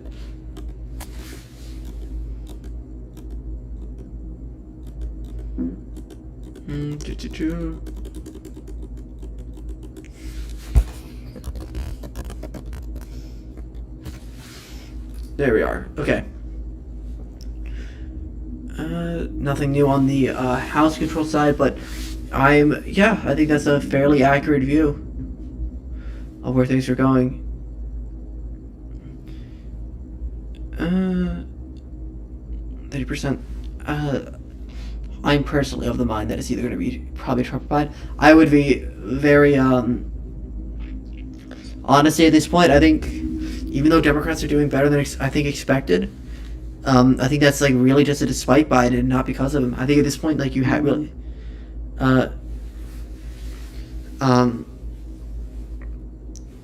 really has to be questioning like Biden's leadership and wondering whether or not he should be running for re-election. Well, maybe this is just me as like a person who doesn't particularly like Biden in general, but I really don't think I'm not sure Biden really is as we can see here. I think a lot of these candidates are winning despite Biden more so than because of him. Like Fetterman, I believe Fetterman has a good shot at winning not because of Biden but despite him, and that just goes to show I believe the strength of other candidates. I think really Joe Biden is just a particularly weak candidate.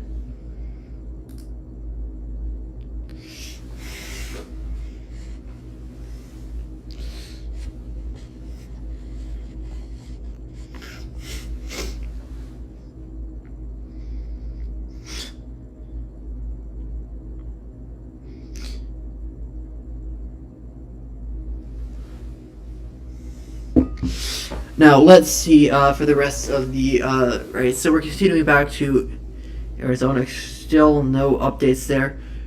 Which county is left? Maricopa County is specifically. If you want to understand how Arizona politics works, Maricopa County is where where a very large portion of the population of Arizona lives. It includes the Phoenix region. Around over 50% of the vote is in Maricopa County. Now, the real question is, on top of that, Democrats usually do pull out a victory in Maricopa County, but by a good few points. 52% in. Let's see the size of the lead. So 59 to 39, that's fairly typical for Maricopa County. But most of the votes left are in Democrat areas, so it appears so. Maybe I'm reading this wrong, but maybe. I don't know. I'm fairly bullish on Mark Kelly pulling out a victory. Fetterman down 0.2. This is going to be a very more so tight. I don't know. Pennsylvania, we probably won't know. We probably won't know tonight. Nevada. What time do the polls close in Nevada? Oh, third. I didn't even know you could actually be elected for a third term in Georgia. Oh, Warnock gained a bit. That is a very good sign for Democrats there just now. If they can if Walker does not win the outright majority tonight, which is that'd be a very good sign for Democrats tonight. Wrong thing. Nothing in Nevada. This is still, could be anyone's game. It is still going to be a very close night tonight.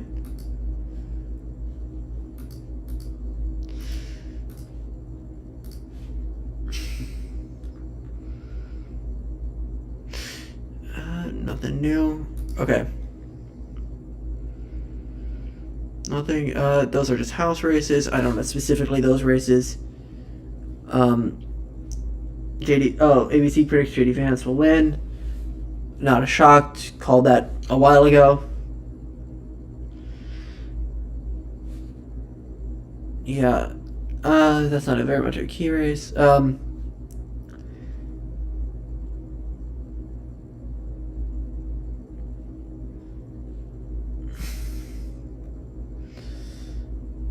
Chuck Grassley wins re-election. Not a surprise there. Chuck Grassley is been there forever. Not a surprise that Chuck Grassley has won re-election. Oh,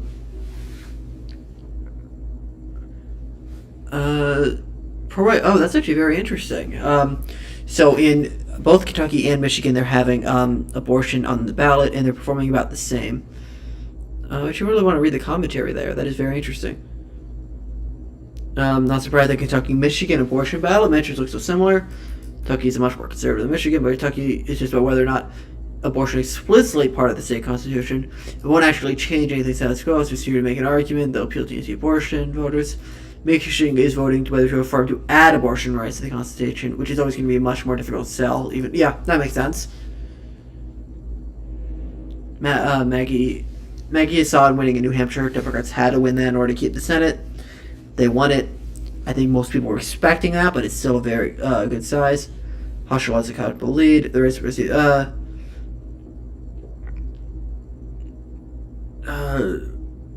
I do think it does look like Hushel is going to win the New York governor's race. I did think that was going to happen ultimately, but maybe by a less margin than I thought it would.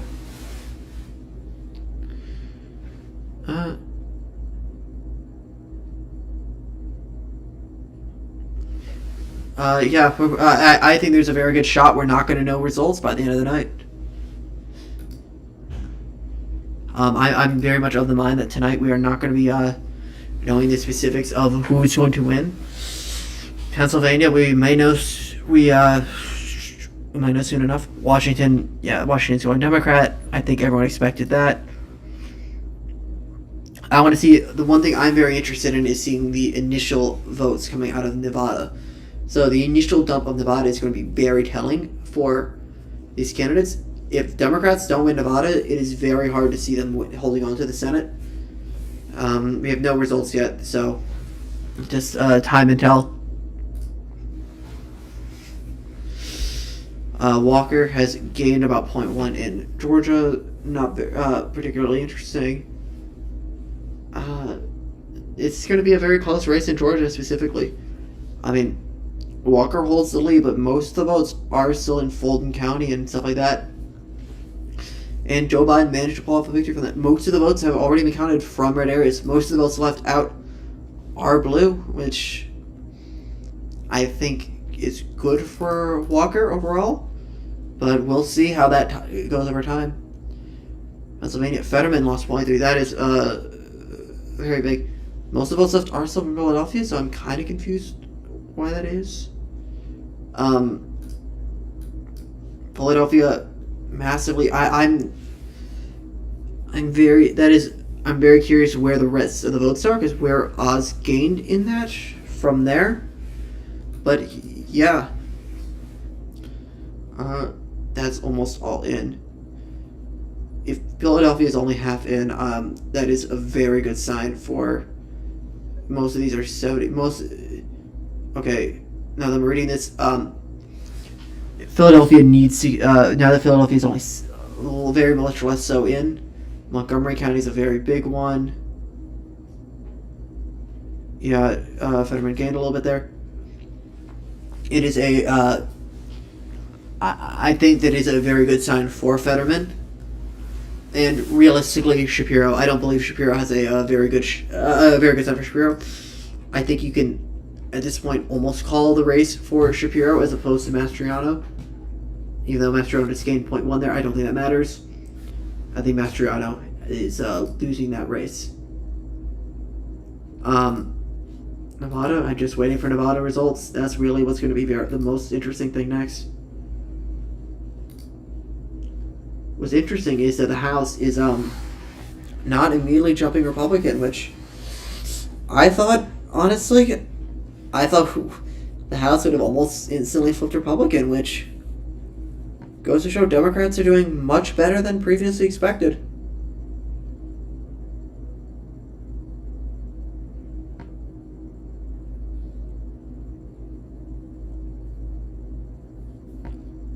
I can't specifically, yeah. I think this is doing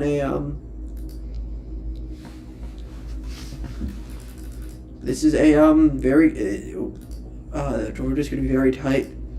Anything interesting going on here?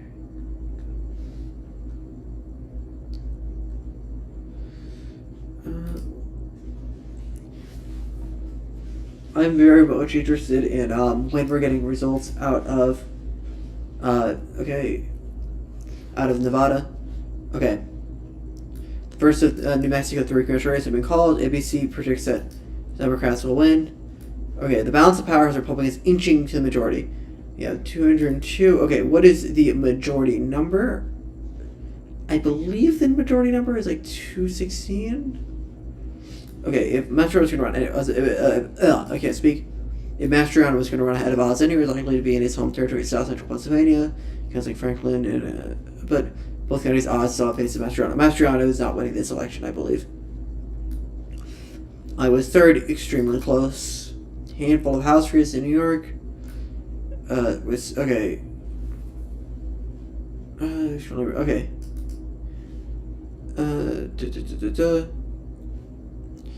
This is going to be it's still going to be very interesting. Democrats have gained 2 governor seats. Gained in Massachusetts and Maryland. First black governor, which is very cool. In the country, third elected black governor. Wow, incredible. ABC projected Iowa voters will pass an amendment to enshrine the right to bear arms in the Constitution, expected to make it harder for gun control measures. Okay, not very much surprised there. I wasn't aware of that ballot measure, but I don't think you can be very much surprised. I want to see, let's see. Every minute that goes by, I think we're just at this point. We're just waiting. We really have nothing to do but wait for Nevada.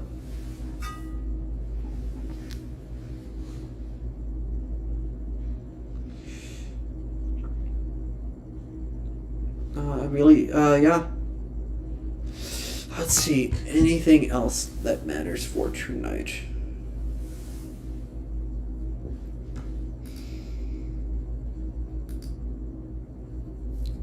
No updates there. Pennsylvania is still looking close, but we're edging closer. This Fetterman Oz. Most of us left. Let's look at Arizona, where most of us left Arsenal Maricopa, which is surprising, considering Mark Kelly's a very strong lead. Maybe I think I'm reading this wrong or something like that, but still, we just want to hear from Nevada. Georgia, most of the results are in, but it's going to go down to the wire. But I think we're looking at the runoff. I really do, for Georgia. I just want to see Nevada. That's all I care about at this point. Okay, and with that, I'm going to be taking a quick bathroom break. Don't go anywhere. Jacob will be back soon.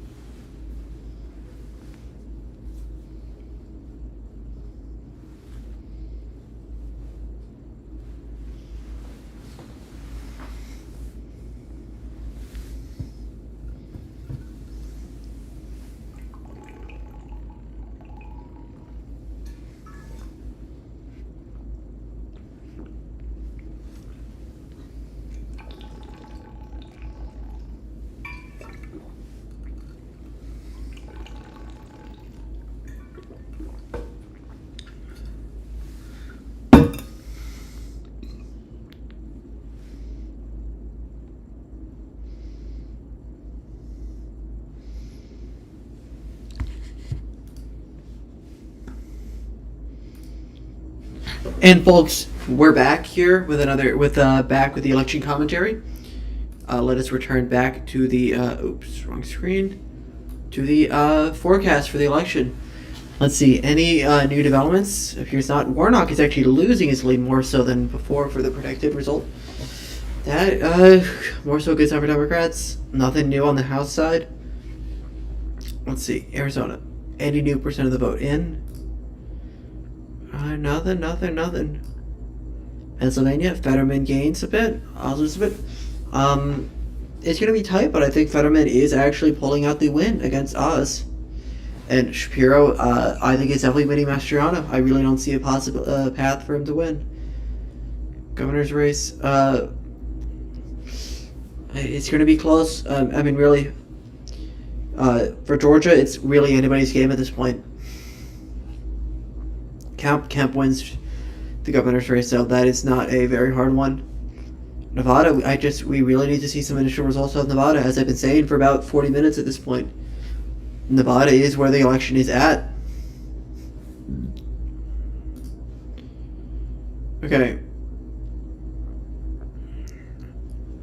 Let's see. Let's see, anything? I really don't think there's any major new developments so far. But just making sure everybody knows, I'm going to continue doing this till around 12 p.m. 12. That is when the Jacob Nissan elected special will be ending for the night. So, to my one fan who's currently watching, who's probably me, enjoy the chat.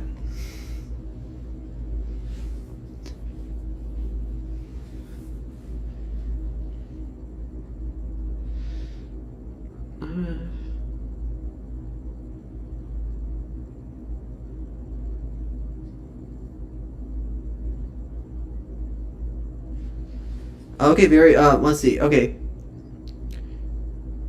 Okay, oh, there we are, we have some actual new, okay. The Republicans are inching towards the, yeah. Okay, we already read this, okay. It's worth taking a step back and considering the full scope of DeSantis' victory. Currently by 20 points, with 94% counted. Hefty margin to state that up until 2 years ago was the quintessential swing state. For context, the last 3 gubernatorial races was decided by 1 point, 1 point, and 0.4 points. DeSantis is even leading by double digits in traditionally Miami-Dade County. He is showing support among the state's Hispanic population, even outpaced Rubio, South Florida's very own. It's a stunning victory for the potential 2024 presidential candidate and might convince him to throw his hat in the ring, even if Trump runs again. It is sure to embolden the DeSantis backers, and the GOP are hungry for a non-Trump option. Very good analysis, very true, I agree with that. ABC's predicted that Shapiro will defeat Mastriano. I've been calling that for a while. I did not see a path to victory for Mastriano. State's Attorney General has pulled ahead of Mastriano through the cycle led by Mastriano many controversials. Yep, okay. Shapiro's been that abortion will stay legal in Pennsylvania for 4 years. Currently, Democrat Tom Wolf has vetoed several abortion bills, and Shapiro is poised to do the same at Republican legislature with more anti-abortion legislation. It's important because some women may be traveling to Pennsylvania for abortions, and an abortion ban in such a large state would have a big impact. Okay, they have predicted that Brian Kemp would win the governor's race. I've been saying that for a long time. And Keith Hutchell will win the governor's race in New York. None of those are particularly surprising. Yeah, just interesting. One big question is whether Walker performed worse in a runoff without Kemp. I predict that Walker will do worse in a runoff, which I believe will go to. I think I was right in my prediction earlier in the night. The 27%. Okay. I think not having Kemp is probably a net negative for Walker, but the bigger question is whether Senate control is on the line in runoff. If it is, it seems like it would accrue to Walker's benefit because it would allow him to continue to nationalize the race, let his supporters overlook his personal baggage. But if it's not going to determine the majority, do Republicans still need to turn out for Walker numbers? Polls have shown he's less popular among his voters than Warnock is among his. I kind of disagree with this analysis. I personally think his personal baggage is not a big impact for this race, really. I really do think that in a runoff, the enthusiasm would be down among Republicans compared to tonight. I think if it goes to runoff, I'm more confident in Warnock winning that. Big production for Georgia. Though his victory was not expected. After crushing Trump back to in the primary, he's in great shape for general. Yeah. And for safety, Abrams, after all the promises she exhibited as a rising star in 2018, came for naught. She's likely to do worse in this race than 4 years ago. I remember she was debating between running for Senate in 2020 and governor in 2022. Considering Warnock's win in 2020, Abrams made the wrong choice. Yeah, I think that's fairly good analysis. Those 4 new posts. Oh, I already read those. Okay. Okay, Kansas Attorney General. Maggie. Oh, nothing new here. Okay, let me just. Is there anything new? I thought this was a while ago that they said this.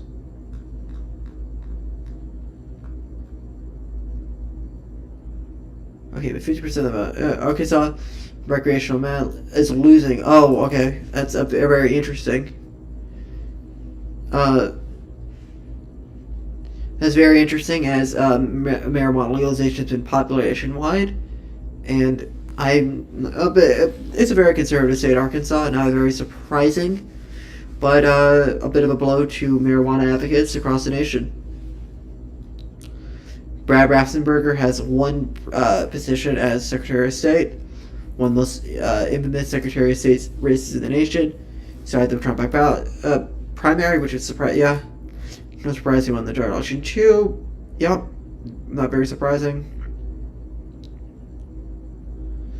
Okay, speaking of candidates who have raised the claim that the 2020 election was fraudulent, we previously reported 60% of Americans have an election night on their ballot today. As of now, 7 gubernatorial and Secretary of States who have denied or raised questions about election have won, while 3 have lost. That charts. Okay, let's see. Denied legitimacy. Not a surprise. Or maybe Sanders. Okay, I'm looking for the overt. That's what I'm very curious about. Indiana. Very interesting. I think the more high-profile case, they're going to be the big one, and they've called it against Mastriano. Yeah. McMullen is running as the Democrat, if I believe, or something like that. Let's see any other new updates at this very moment. No, nothing. Nothing really coming out of Nevada. And Kelly's still pulling ahead of Katie Lake. There are only 2 people on the ballot for governor. That's very interesting. That 2.3% that is really taking away from Blake Masters there, and really probably will help Mark Kelly by a very wide margin. Pennsylvania, not much of a shift there. 68% in. They've called that for Shapiro, but the real question is Fetterman at this point. I do think, but anyone's game. Doesn't really matter there. Warnock gained a little bit. This Georgia is anybody's race at this point. It can go either way. And Nevada, nothing new. This is a very close election. I mean, really is. Surprising that Democrats are doing much better than I think most people were giving them credit for nationwide. I think everyone was expecting this to be a blowout Democrat election. But no, it's looking fairly decent for Democrats so far. Although it's still very early to tell. Yeah, Warnock's gaining in the Senate. Warnock, I think he might take back the lead. But if it all could change, I mean, if Nevada goes red, that changes the math completely. I mean, let's think about this logically. If at this point Nevada goes red, Democrats really have a very hard time in keeping the Senate. They'd have to win Georgia as well. I really think Democrats are the favorite to win the Senate at this point, though. I think they're winning Arizona, a very, very tight race in Georgia. I think we'll go to a runoff ultimately, which I think favors Democrats. I think there's a very good shot they keep the Senate. The House, I mean, I've always been... I've always thought the Democrats... Oh, these are all the favorite races, okay. I don't know the specifics of these races, so I can't really explain. Most of these toss-ups are Republican favored. Even if they win these, yeah, that looks like a 22-seat majority. Very good shot Republicans win the House still. But that's just, as time goes on, I think the Republicans have a more shot of winning.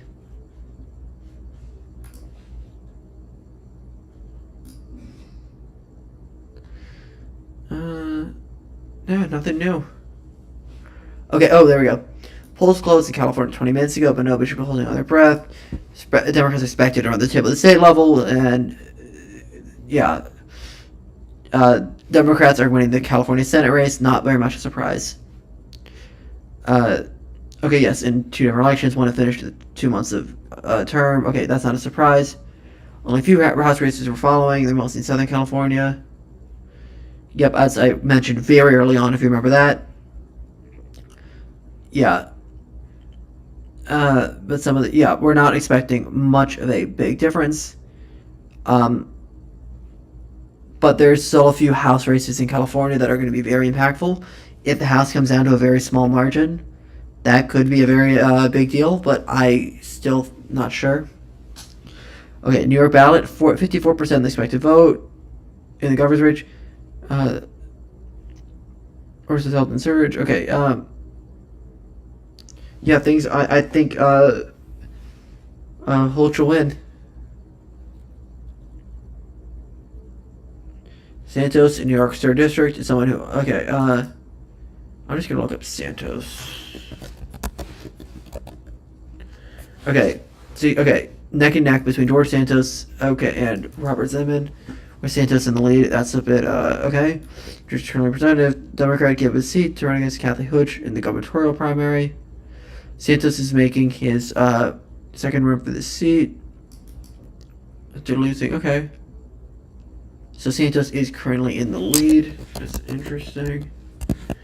He attended January 6th. He said he was at the eclipse when Trump made it. Okay, that's very interesting. Talk about early results for abortion rights. I think that's a winning issue for Democrats. Benefited 14th. Okay, summarily not a surprise. Yeah, this was a very interesting race. If you want to hear this story, the Democratic candidate for that, it was a Democratic incumbent, but the Republicans ran a candidate who was of the same name as the incumbent, who is no longer not the incumbent, the former representative who didn't run for re-election. So, very interesting. Handful of races in New York that both parties have been vying for. I'll check them out. Overall, doesn't look like a Democrat wipeout, although there's some promising signs for Republicans. New York's 3rd, we've gone over that. 4th, Democrat has a slim lead. This, okay.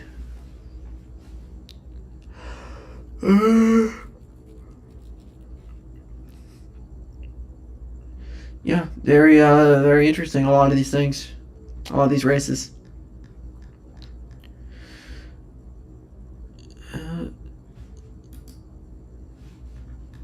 Yeah, nothing new this. Oh, okay. Democrat rep during Republicans. Okay, but okay. So that's good for Democrats, I guess. Democrats won another race. So count for Connecticut. Okay, incumbent Senator Richard Blumenthal win. Not a surprise. We're waiting results for the governor's race. Connecticut. Pat Murray will stay in Washington. Not a surprise. Wisconsin Evers, but oh, that's interesting. Evers winning in Wisconsin would be a very interesting development for the state.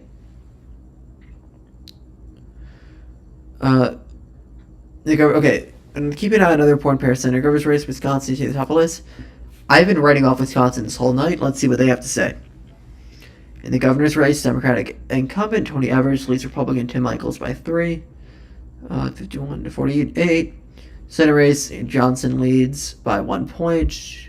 Okay, 5-point gap. Close between the two races might mean that Barnes has a real shot overtaking Johnson, or that Michels may be able to catch Evers. Yeah, Much depends on what the vote outstanding. 66% of the expected vote reported, but Wisconsin vote is very much how much is left in Milwaukee and Dane.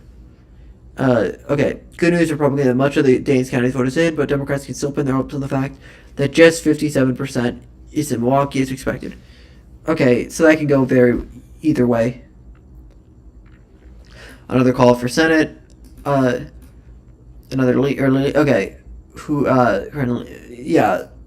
North Carolina Republicans wins. Not very much a surprise.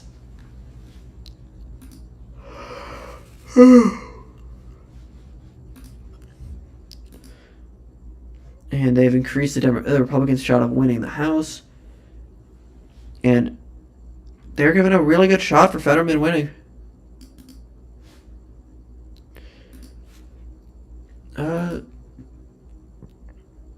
Arizona, nothing new. I don't know why that's still stuck at 50.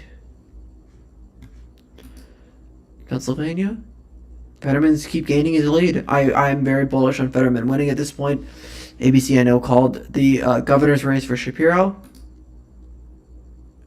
Oh, and they are in a deadlock in Georgia. Georgia really is looking better than they expected a bit ago. I was not expecting most of the votes left are still in. Let me refresh to make sure that that's accurate.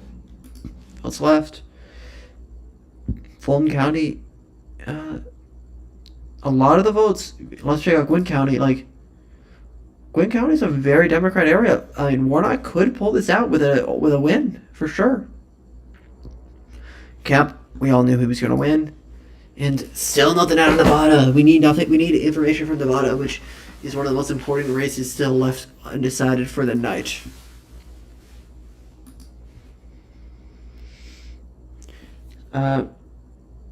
Okay. So let's see. Democrats. None of this is surprised by any measure.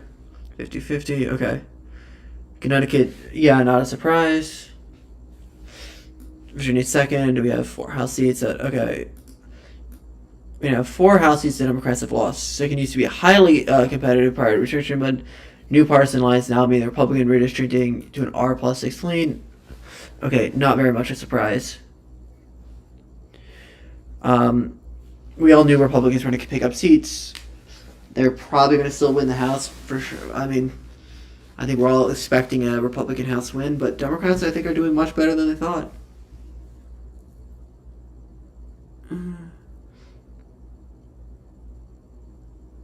Let's see. The loss for Abrams isn't too surprising, but I'll be curious to see where she lands next. I personally don't believe Abrams has much of a future. She doesn't have a very good job. I personally think Abrams just has to go on to a CNN commentator job, and that's her future. Back in 2018, she was heralded by the Democratic Party as a promising new leader, where there's speculation about whether she'd be chosen as Biden's running mate. Of course, it's probably way too early for Abrams to announce what's next for her, but she could reach full credibility if she decides to run again and loses. I plugged the story once before, but one last time when her right. In short, candidates who failed to win 2 consecutive runs for office should be marked as perennial candidates, plus candidates who have had multiple unsuccessful bids for higher office often don't have great track records. I am not very bullish on Stacey Abrams' future. I believe she is kind of done after this.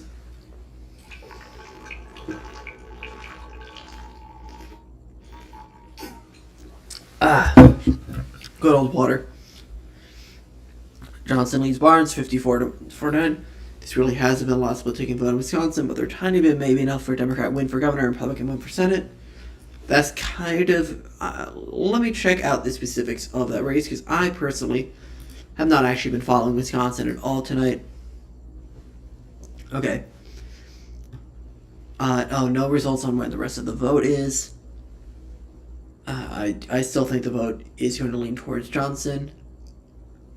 Maybe. I don't know where the rest of the vote is coming from. Oh, it actually does show. So, Dane County, how much is percent in? 95% in. That's very bad. A lot of these Republican counties are not very in. Milwaukee, 64%. Madison still. That really could go either way, really. But I do think Johnson does have the advantage. Yeah, I think that's pretty accurate judgment. I do think Democrats are the favorite to win the Senate at this point. But yeah, Arizona, nothing. Pennsylvania, a lot lost for 0.3 loss there for Fetterman. I still think Fetterman has the lead.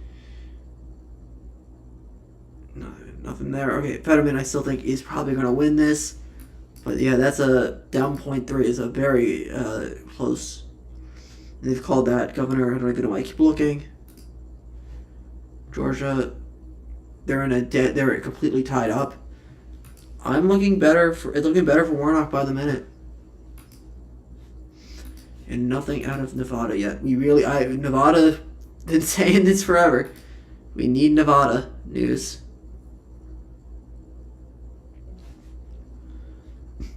Nothing new. Oh, and the ballot measure to pass marijuana legalization in Maryland passed. Very interesting. Democrat win governor in Maine, not surprised.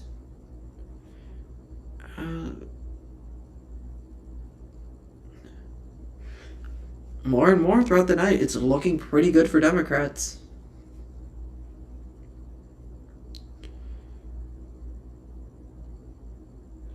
It's looking better throughout Democrats than I think most of us expected. Let's see. I'm curious let's look at CNN. Okay, control the Senate. Okay. Polls Republicans have 2 more Senate seats, and Democrats. Yeah. Okay. Projecting to win for. Okay. Here came. It's Pennsylvania, Georgia, and Nevada. That's not a surprise.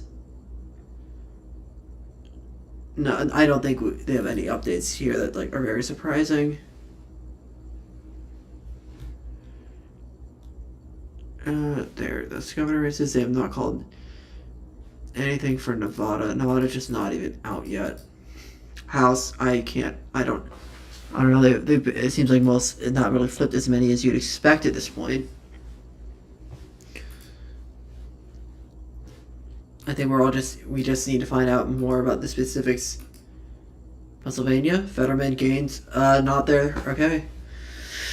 Pennsylvania is going to be a tight one, but I think Fetterman. Every time I look at Pennsylvania, it changes how I feel. Pennsylvania's all over the place, but nothing new out of Arizona. Johnson lost point. I don't think that makes much of a difference, but they're in a perpetual dead heat, which means runoff. Chase Oliver, this Libertarian candidate, might be costing Herschel Walker and Republicans a Senate win right now. He really might be.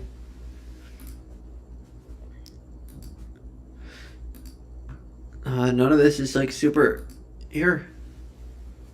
House forecast. I don't think anything's really changing.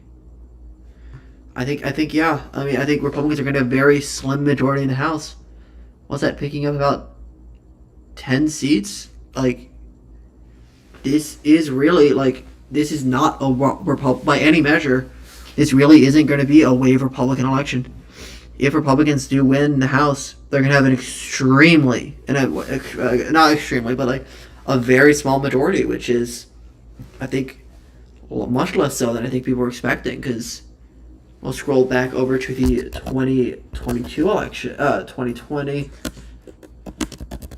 election in the House. I mean, that's a very similar number to that the Democrats received. So in 2016, Democrats received about 50% of the vote, and they won 220 seats. If they win the House, it's by a fairly small margin. I mean, it's enough to stop the Democrats from continuing their policies, but realistically, I don't think there's much of a I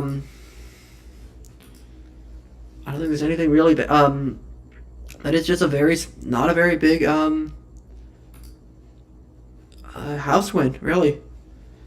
And if there is the shot the Republicans don't win the House, I really think the narrative about this whole election is going to be completely flipped on its head. I mean, I really came into this election thinking, how bad can Democrats do? But if Republicans only gain about 10 seats, I mean, wow. What a horrible showing for Republicans. I mean, really, like, if they only gain 10 seats, that is a very bad showing.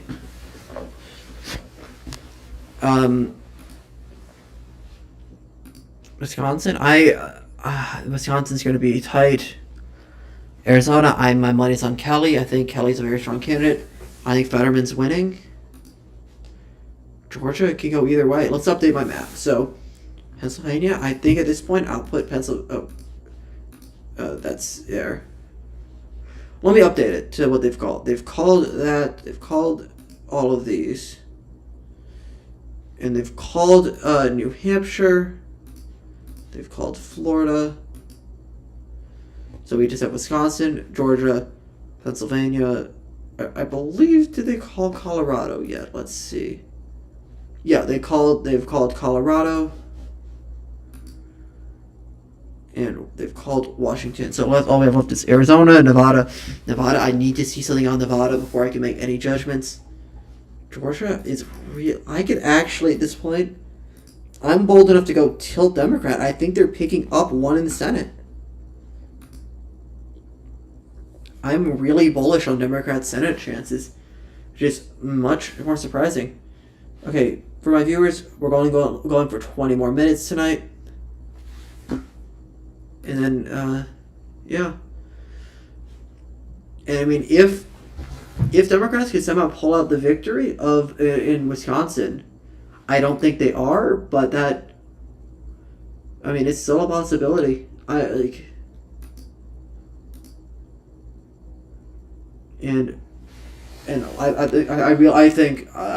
think they're going to go to a runoff in Georgia.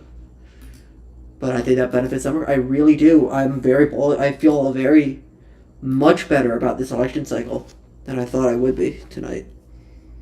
Very similar to the 2018 election. Not really. If Republicans only pick up 10 in the House, barely get a majority, what does that say about them? Like, I really think that hurts their 20 odds. There's 24 odds. We need to see out of Nevada, but Georgia, I don't know why they're still putting it R+4. Georgia's extreme. Georgia, most of the votes left are still in Democrat areas. I mean, vast majority of votes are coming in from Democrat areas. It's going to be extremely tight, though. Like, Georgia's going to be an extremely tight race. I don't think either of them are going to get the majority. I just want Nevada. Really, that's all we care about at this point.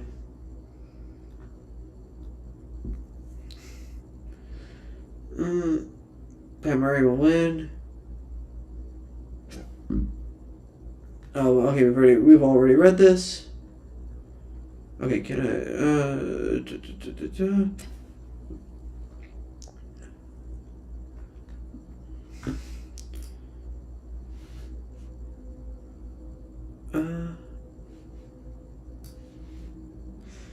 okay, let's see. Projects that the ballot measure in trying to reproductive freedoms and abortion rights in California and Vermont have passed. Not a surprise. Both states are very liberal. Not much of a surprise there. Okay. We see more female governors serving at one time even before. Up until now, only 9 women have simultaneously occupied government mansions. Women have had a hard time with this because voters prejudice female candidates are particularly strong when women run for executive level offices.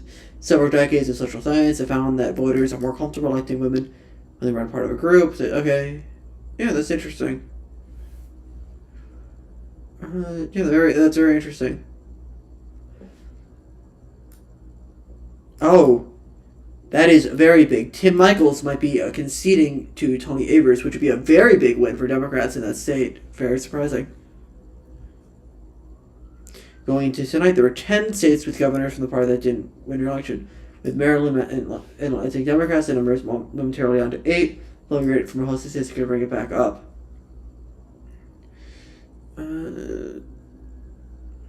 Another House upset. Bill 13 forecasts less likely Democrats have been projected for Democrats.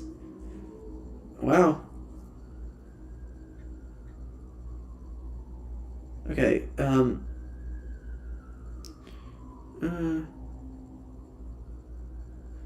Okay. Recently, not much is there, but there's one that was 29%. 43% is going to the legal marijuana now party candidate.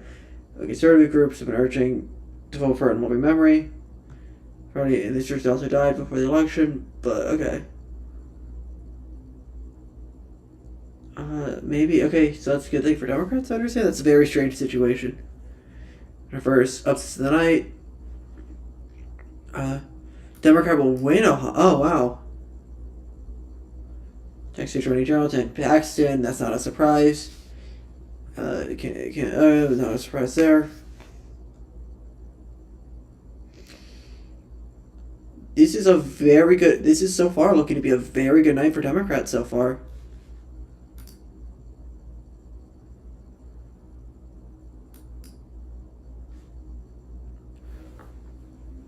With every minute, I'm thinking I'm very much more bullish on Democrats' chances.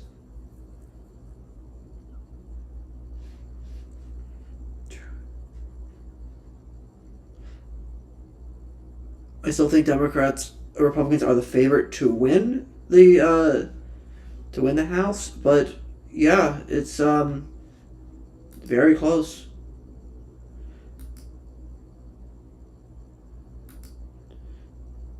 I mean, if Republicans only gain about 10 in the House, that is a major upset.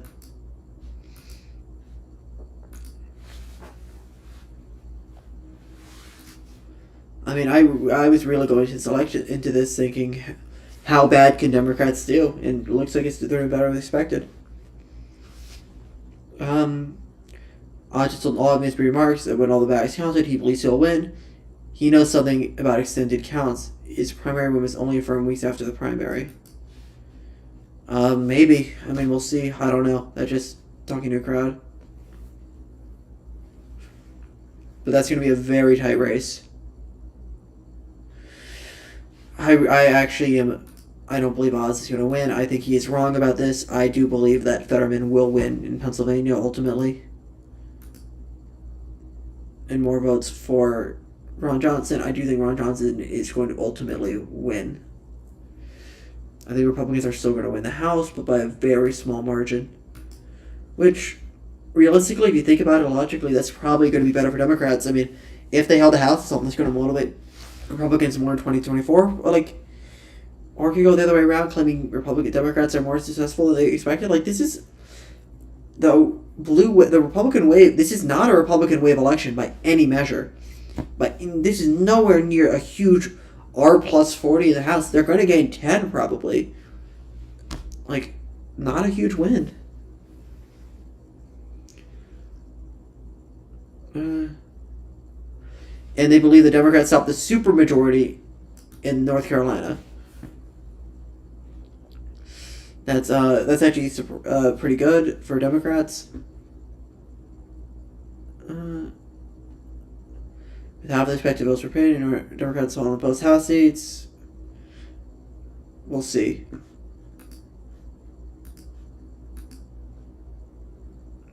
Walker, this one's going to be extremely tight. I think it's still going to go to the runoff. Pennsylvania, they might as well. I don't know why they don't just fully. Does he have let me just check something. They have the bet that Fetterman is going to win. Yeah, I really am quite think it's likely. Toss up. I really think Mark Kelly is going. I also think Mark Kelly is going to win this.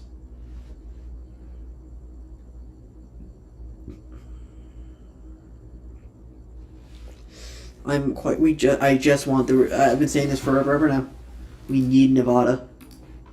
We need Nevada's reporting nothing. I really don't know why they haven't reported anything yet. Okay. Well, officials say it could take a while for counties to be in upline. The results after polls close They now have predictions for the police reporting. The state conducts a predominantly mail ballot election, and ballots full marks by election day have 4 days to arrive. So, okay, we're not going to find out about Nevada for a while.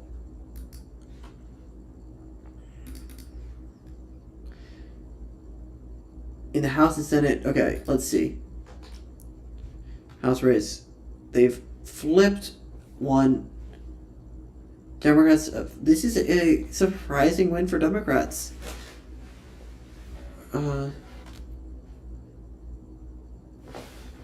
Really, Democrats are doing much better than I think almost everyone expected. And yeah, I really think Democrats are the favorites to win the Senate. And I can't believe I'm even saying this at this point. Democrats have a shot in the House. They really do.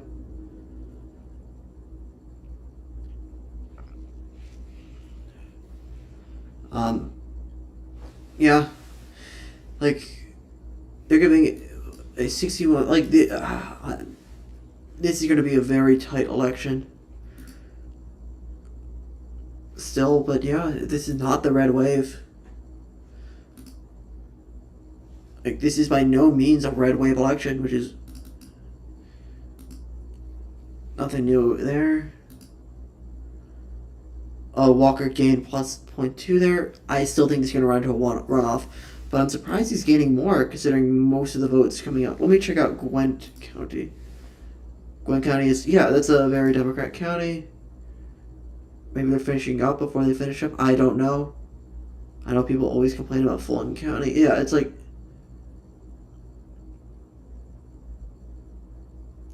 a lot of, maybe it's less Democrat. Gwent County is going to be a very big one, but yeah.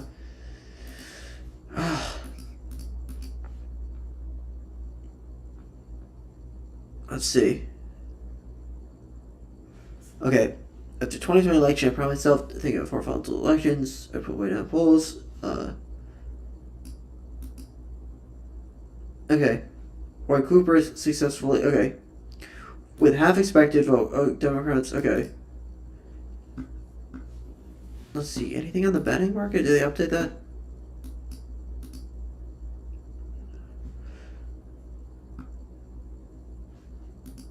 Let's see. In the last 4 hours, the odds of.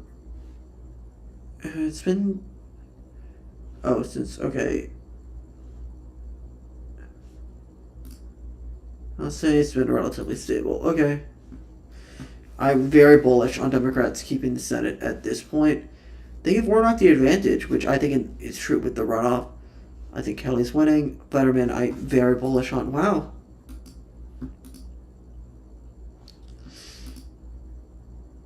And they've called New Hampshire. New Hampshire's going Democrat. 95% chance that they think that Fetterman wins in Pennsylvania. Wow. You would not have expected that. We know Mark Kelly's going to lose more of that vote. That's not very much a surprise. But he's not winning by 57%. But we do believe that he is going to win, ultimately. And they've moved Wisconsin to a toss-up. This is looking decent for Democrats. It really is. Okay.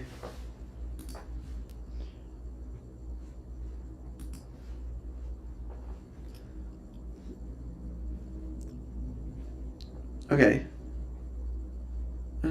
Massachusetts have elected the first openly lesbian governor of the country. That's awesome. First time any state elected. Okay, yeah, very cool. With 50% lead in this narrowed, I believe that Utah is a very interesting state. So, Utah Democrats actually didn't even run a candidate. It was Mike Lee versus Evan McMullen, who is more of an anti-Trump Republican candidate. Mike Lee, I do think Lee is ultimately going to win, but yeah, they've called that. Yeah, really, this is a very strong showing for Democrats tonight, surprisingly. Ron Johnson's keeping on his win. I do think Ron Johnson is ultimately going to win, but they've moved it to a toss-up. I don't know.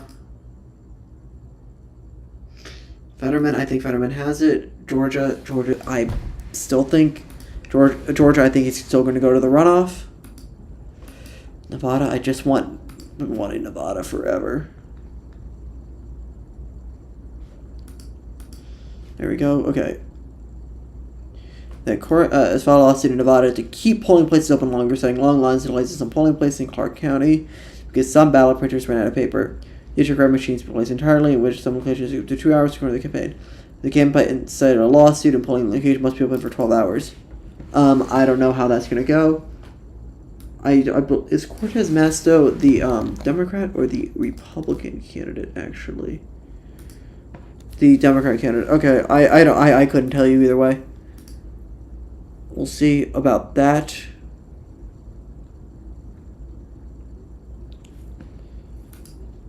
Yeah. I'm very bullish upon Democrats winning right now. The Senate, at least. I do believe the Republicans are still the favorite in the House, but yeah.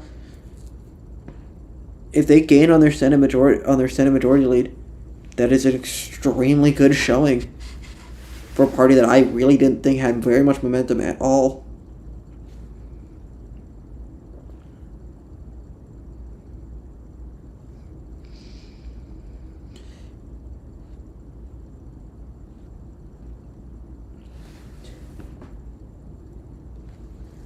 Really, I really don't think there's anything else. I'm just waiting at this point for them to officially mark Democrats as the favorite to win.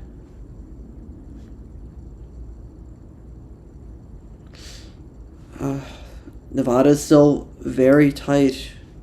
We all just wanted to see Nevada for hours now. But Arizona Democrats favorites. I think Arizona, you can very reasonably say the Democrats are winning Arizona. Which all of these, if you look, let's just look for the 38. Let's just look at 2024, the next presidential election coming up. Or no, not 538, 270. Just make a map. I mean, if we go based off the trends where, let's say even Pennsylvania, Michigan, that's 270 in a Republican wave election. Even if you go, that's a Democrat win. That is a really good showing in an election cycle that shouldn't be, in an election cycle that should be a wave election for Republicans. That is really good. I mean, frankly, this is a really good showing for Democrats in this election cycle specifically. And I really I'm shocked that Ron Johnson's pulling on his lead. I think I don't know why they moved it to a toss-up. I think people are getting more a bit too much on that. I think I'm quite confident Ron Johnson is going to be winning this. Mark Kelly's winning. Pennsylvania, no big change. The more that comes in, I just think Fetterman's got this. Georgia, I still think a runoff. Nothing.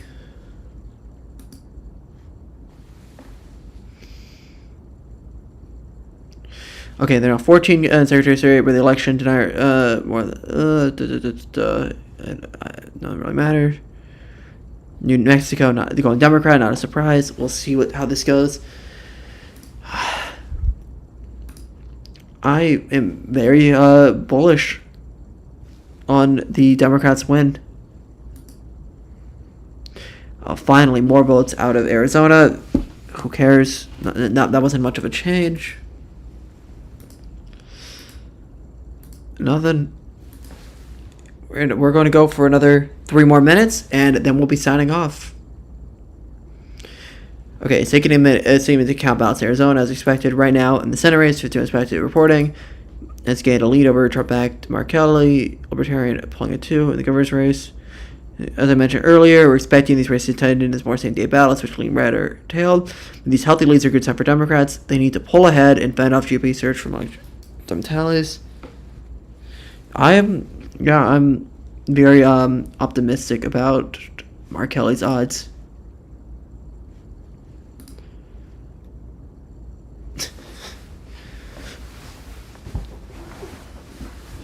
Let's look. Let's just quickly look. Wisconsin. You can't check. Votes left. Most of the vote coming out of Maricopa, but that still is same day. Vote share. 59. That is about normal. I mean, really, I don't think Republicans have that much of an advantage left in Arizona, which is going to decrease drastically. But like, I don't really see where it's going to come from. Maybe I'm wrong about Maricopa County. Let's look at the Maricopa County. Maricopa County was, it was near even split. Okay, yeah, okay, so that's where they're going to get. So Republicans have a lot more ground to make up in Maricopa County, which is by far and away the most populous one in Arizona. If they win, they're going to win there, but that's not going to impact it much. I really think Fetterman's a lock. Georgia, very tight. Georgia's just going to be extremely tight. I think we're going to see the runoff. I really do.